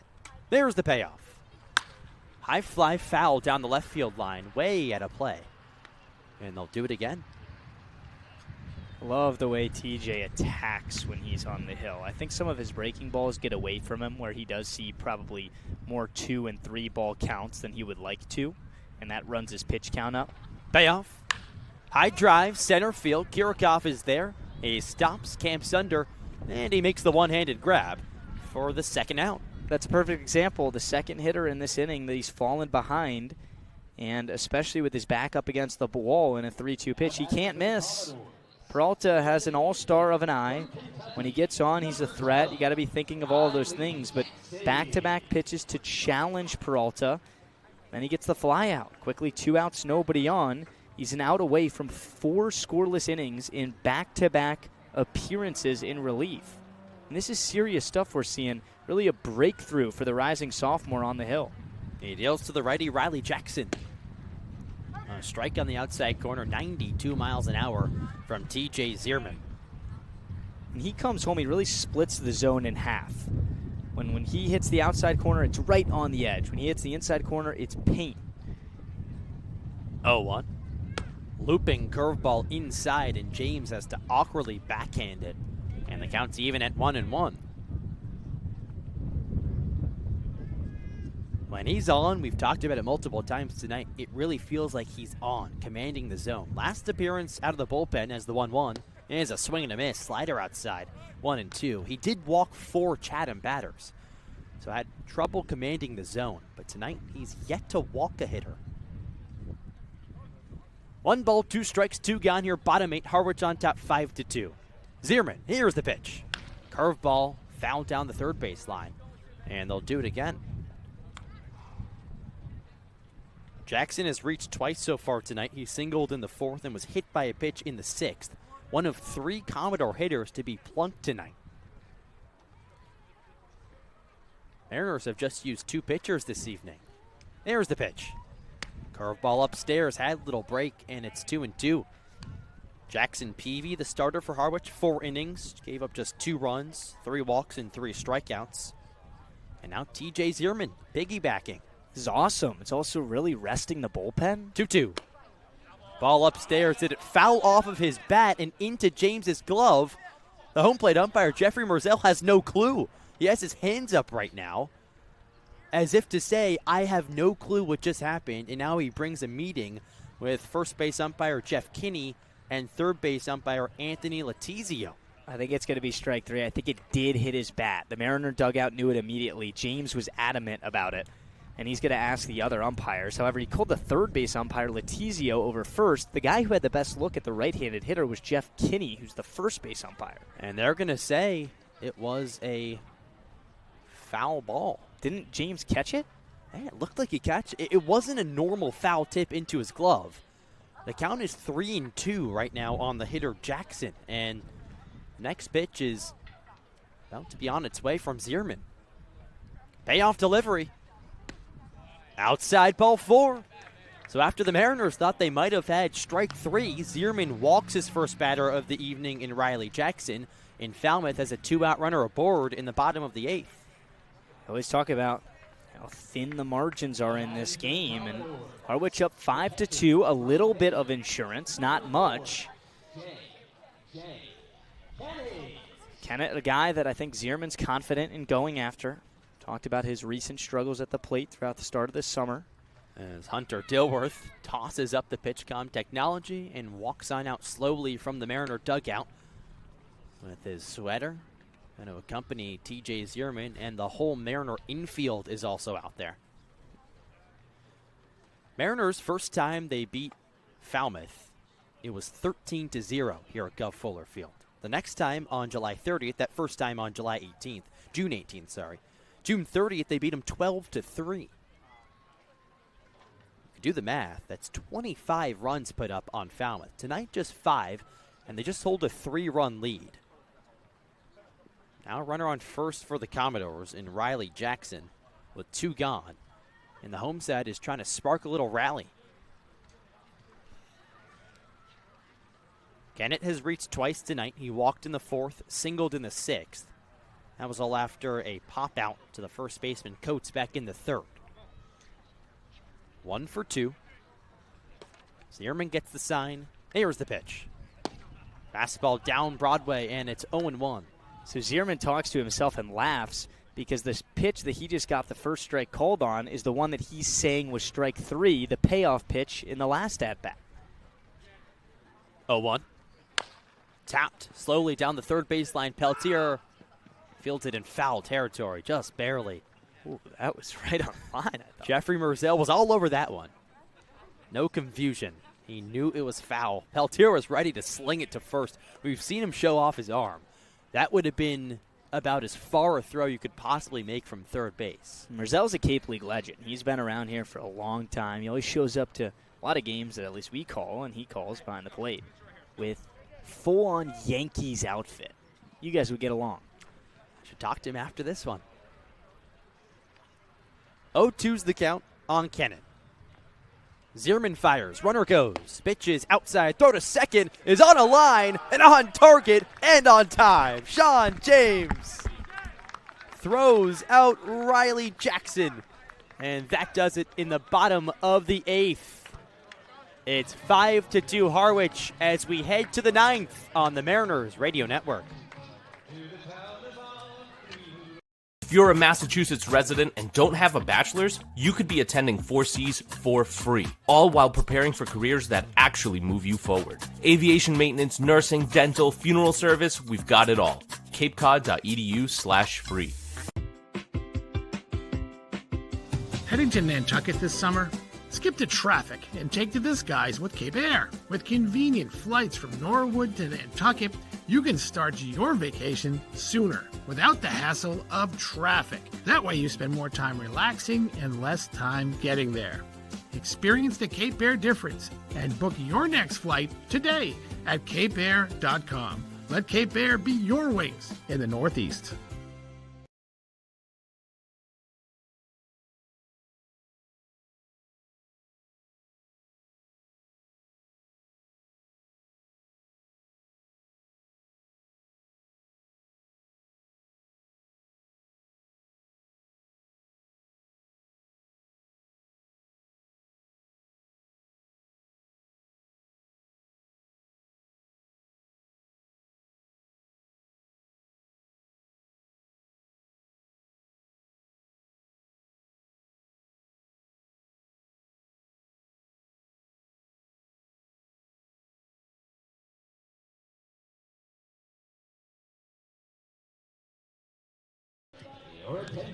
We head to the ninth here at Gov Fuller Field as the Mariners hold a 5-2 lead over the Commodores. And a reminder that this broadcast is a copyrighted production of the Cape Cod Baseball League. Any unauthorized duplication, retransmission, or other use is strictly prohibited.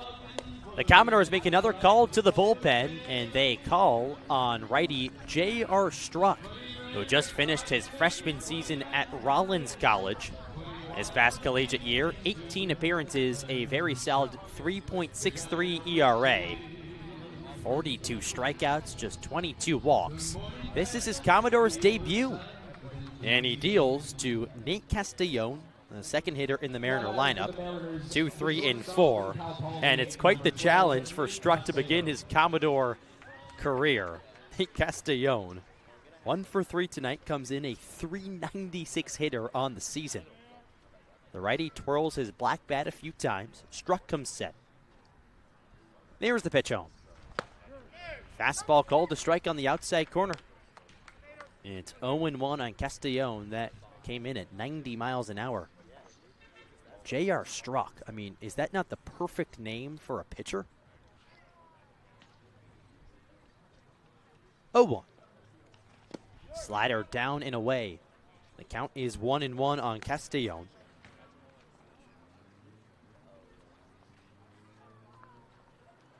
Mariners have 11 hits on the night. Commodores have 5. There's the 1-1 offering. Fastball ripped in the air, left center field, base hit for Castellone. He just keeps on coming through. Multi-hit night for the Mariners shortstop, and the leadoff man is aboard here to start the ninth. I mean, it's unbelievable. He came into the evening 9 for his last 18. He's now 2 for 4 tonight with a walk. Got named an All-Star. He'll play at the Mariners' home field, White House Field, coming up on Saturday. Just a hit machine. And he gives way to another guy who's been a hit machine this season, Ty Smolinski, the lefty. Here's the pitch. High and wide with the fastball, and it's 1-0. Castellone leads off of first. 5-2 Mariners here in the top of the ninth. There's the Struck offering. Fastball popped up, out of play. Foul, and it's 1-1. Smolinski's having an uncharacteristically down night tonight. He grounded out to shortstop back in the first, and then 3 strikeouts have followed. 0 for 4. Chance to come through here. Mariners trying to tack on some insurance. 1-1. Fouled back on the fastball. It's 1-2. Ty just a bit underneath that one. He takes a small lap around the lefty box, readjusts his reddish batting gloves, and he steps back in. A couple check swings. Castellone takes his lead off of first. Just 2 for 3 in stolen base attempts so far this summer. 1-2. Upstairs with the heat, and it's 2-2. Most of the fans have left here at Gov Fuller Field. It was a packed house to begin. But now the time reads 8:44 p.m. Game's been going on for 2 hours and 45 minutes. 2-2. Outside, 82-mile-an-hour changeup from Struck, and the count is now full on Smolinski. Big hole on the right side of the infield. No shift really on the lefty Smolinski, but the second baseman Maley's playing close to the bat. Pitch.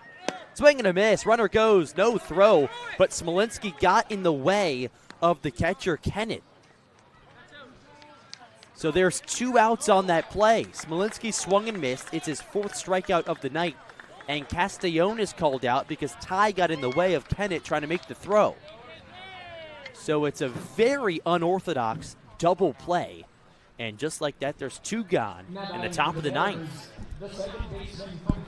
That's a bad break there for Harwich. One of those situations where Kennett drew it as the catcher. Sure, Smolinski was a little bit off balance when he missed to strike out, but probably still could have got the throw off. Here's Cade Kurland. Pitch to the righty. Swing and a miss on a big looping curveball. 0-1. this is still a ball game. It really doesn't feel like this Falmouth team has kept it close, but they're down by just 3. Struck trying to hold the damage here for the Mariners and get the bats back going for the Commodores. Here's the 0-1. Swing and a miss. Another off speed outside, and it's 0-2. If you were born with the last name Struck, you got to be able to strike people out. What a name for a pitcher. He's trying to do that on Curland. It'll be 2 Ks in the inning if he does. 0-2. Swing and a miss. Slider in the dirt. Kennett makes the tag, and that does it here in the top of the 9th. No runs for the M's as we head to the bottom half of the inning. Commodores trying to come back and rally. We'll be right back on the Harwich Mariners Radio Network. Cape Cod 5 is proud to be the official banking partner of the Cape Cod Baseball League. Cape Cod 5 offers a broad range of financial products and services tailored for every stage in your financing journey. Reach out to us. We're here to help. Life can be full of surprises, but Eastern Propane and Oil is always just a call away. With a local team member available 24/7, we're always ready to support you when you need it. With an Eastern Propane and Oil technician on the way, your family's comfort is our priority. Our local team, over 500 strong, ensures your home is comfortable and warm. Eastern Propane and Oil, a local team with 24/7 service and delivery, ensuring comfort when you need it most.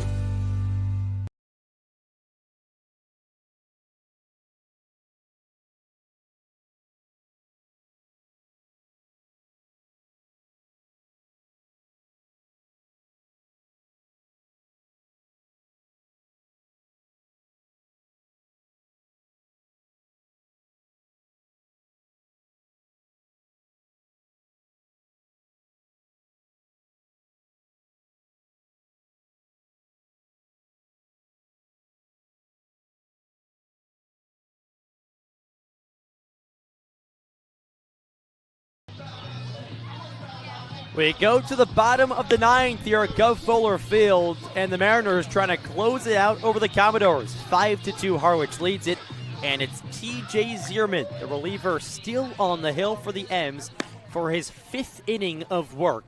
And he deals to 8-9-1 in the Commodore lineup, starting off with J.J. Kennett, the catcher.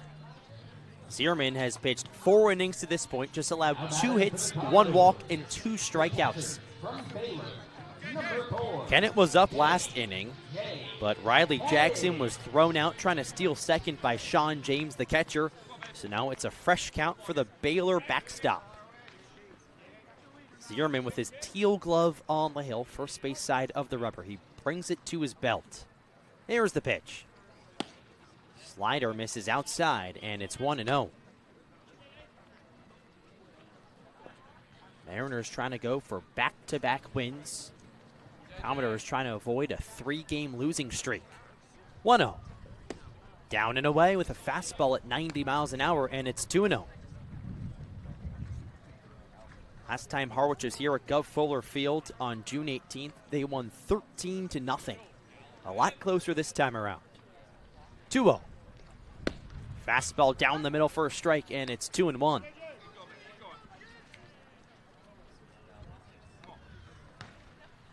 Zierman takes a deep breath on the mound. He dangles out his right arm. Now peels it into his glove. 2-1 pitch.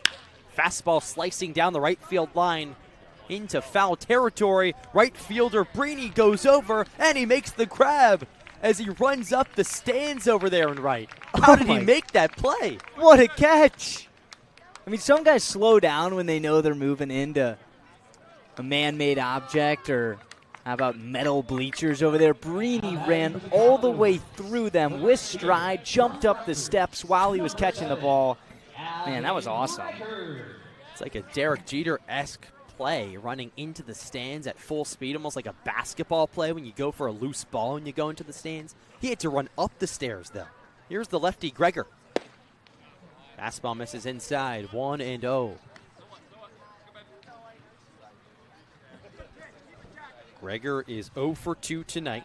He was hit by a pitch in the 4th. Pitch.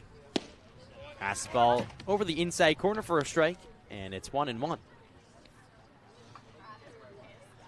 Attack, attack, attack. No free bases. Once again to the leadoff man. Zierman fell behind, but he battled back for the putout. Pitch.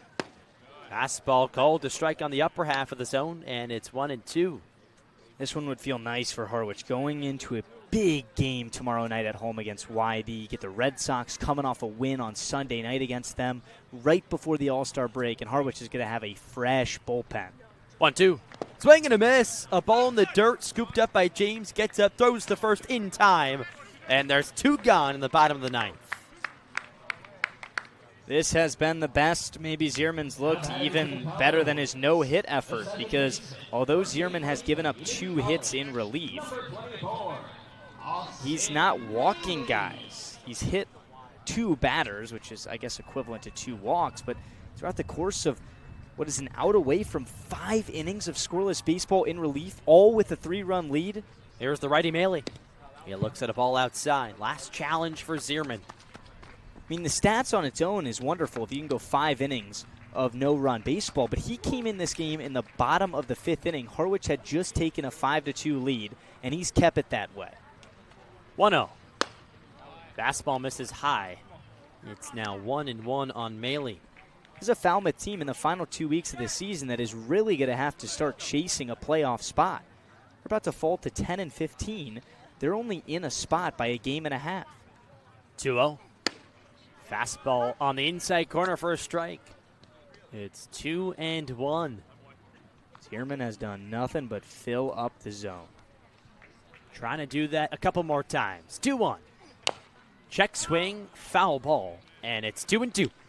So the Commodores down to their last strike here at Gov Fuller Field. 2 balls, 2 strikes, and 2 gone. 5-2 Mariners on top.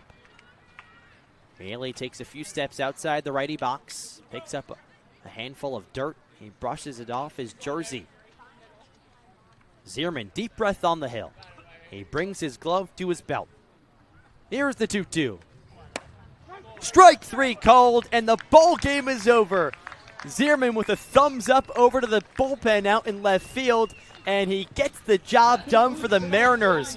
How about 5 scoreless innings out of the bullpen for T.J. Zierman, and the Nerds hold on by a final score of 5-2. That's a team win right there. Another dozen-plus hit effort. 14 last night, 12 tonight. The Mariners scored 2 in the 4th, 3 in the 5th. A middle innings beatdown, and the bullpen is really kicking it into gear, Milo. I don't want to get overexcited, but you start adding up the additions to this ball club. Brini, back-to-back games with 2 hits. You get a spark who can play defense and really rake in the outfield. And how about the new additions of pitchers we're seeing? Zierman has gone his last 9 innings of scoreless baseball out of the bullpen. You get a fabulous start again from Peavy. There are some things outside of now being 7 games over 500 to be even more inspired by with this ball club as they pat hands and get excited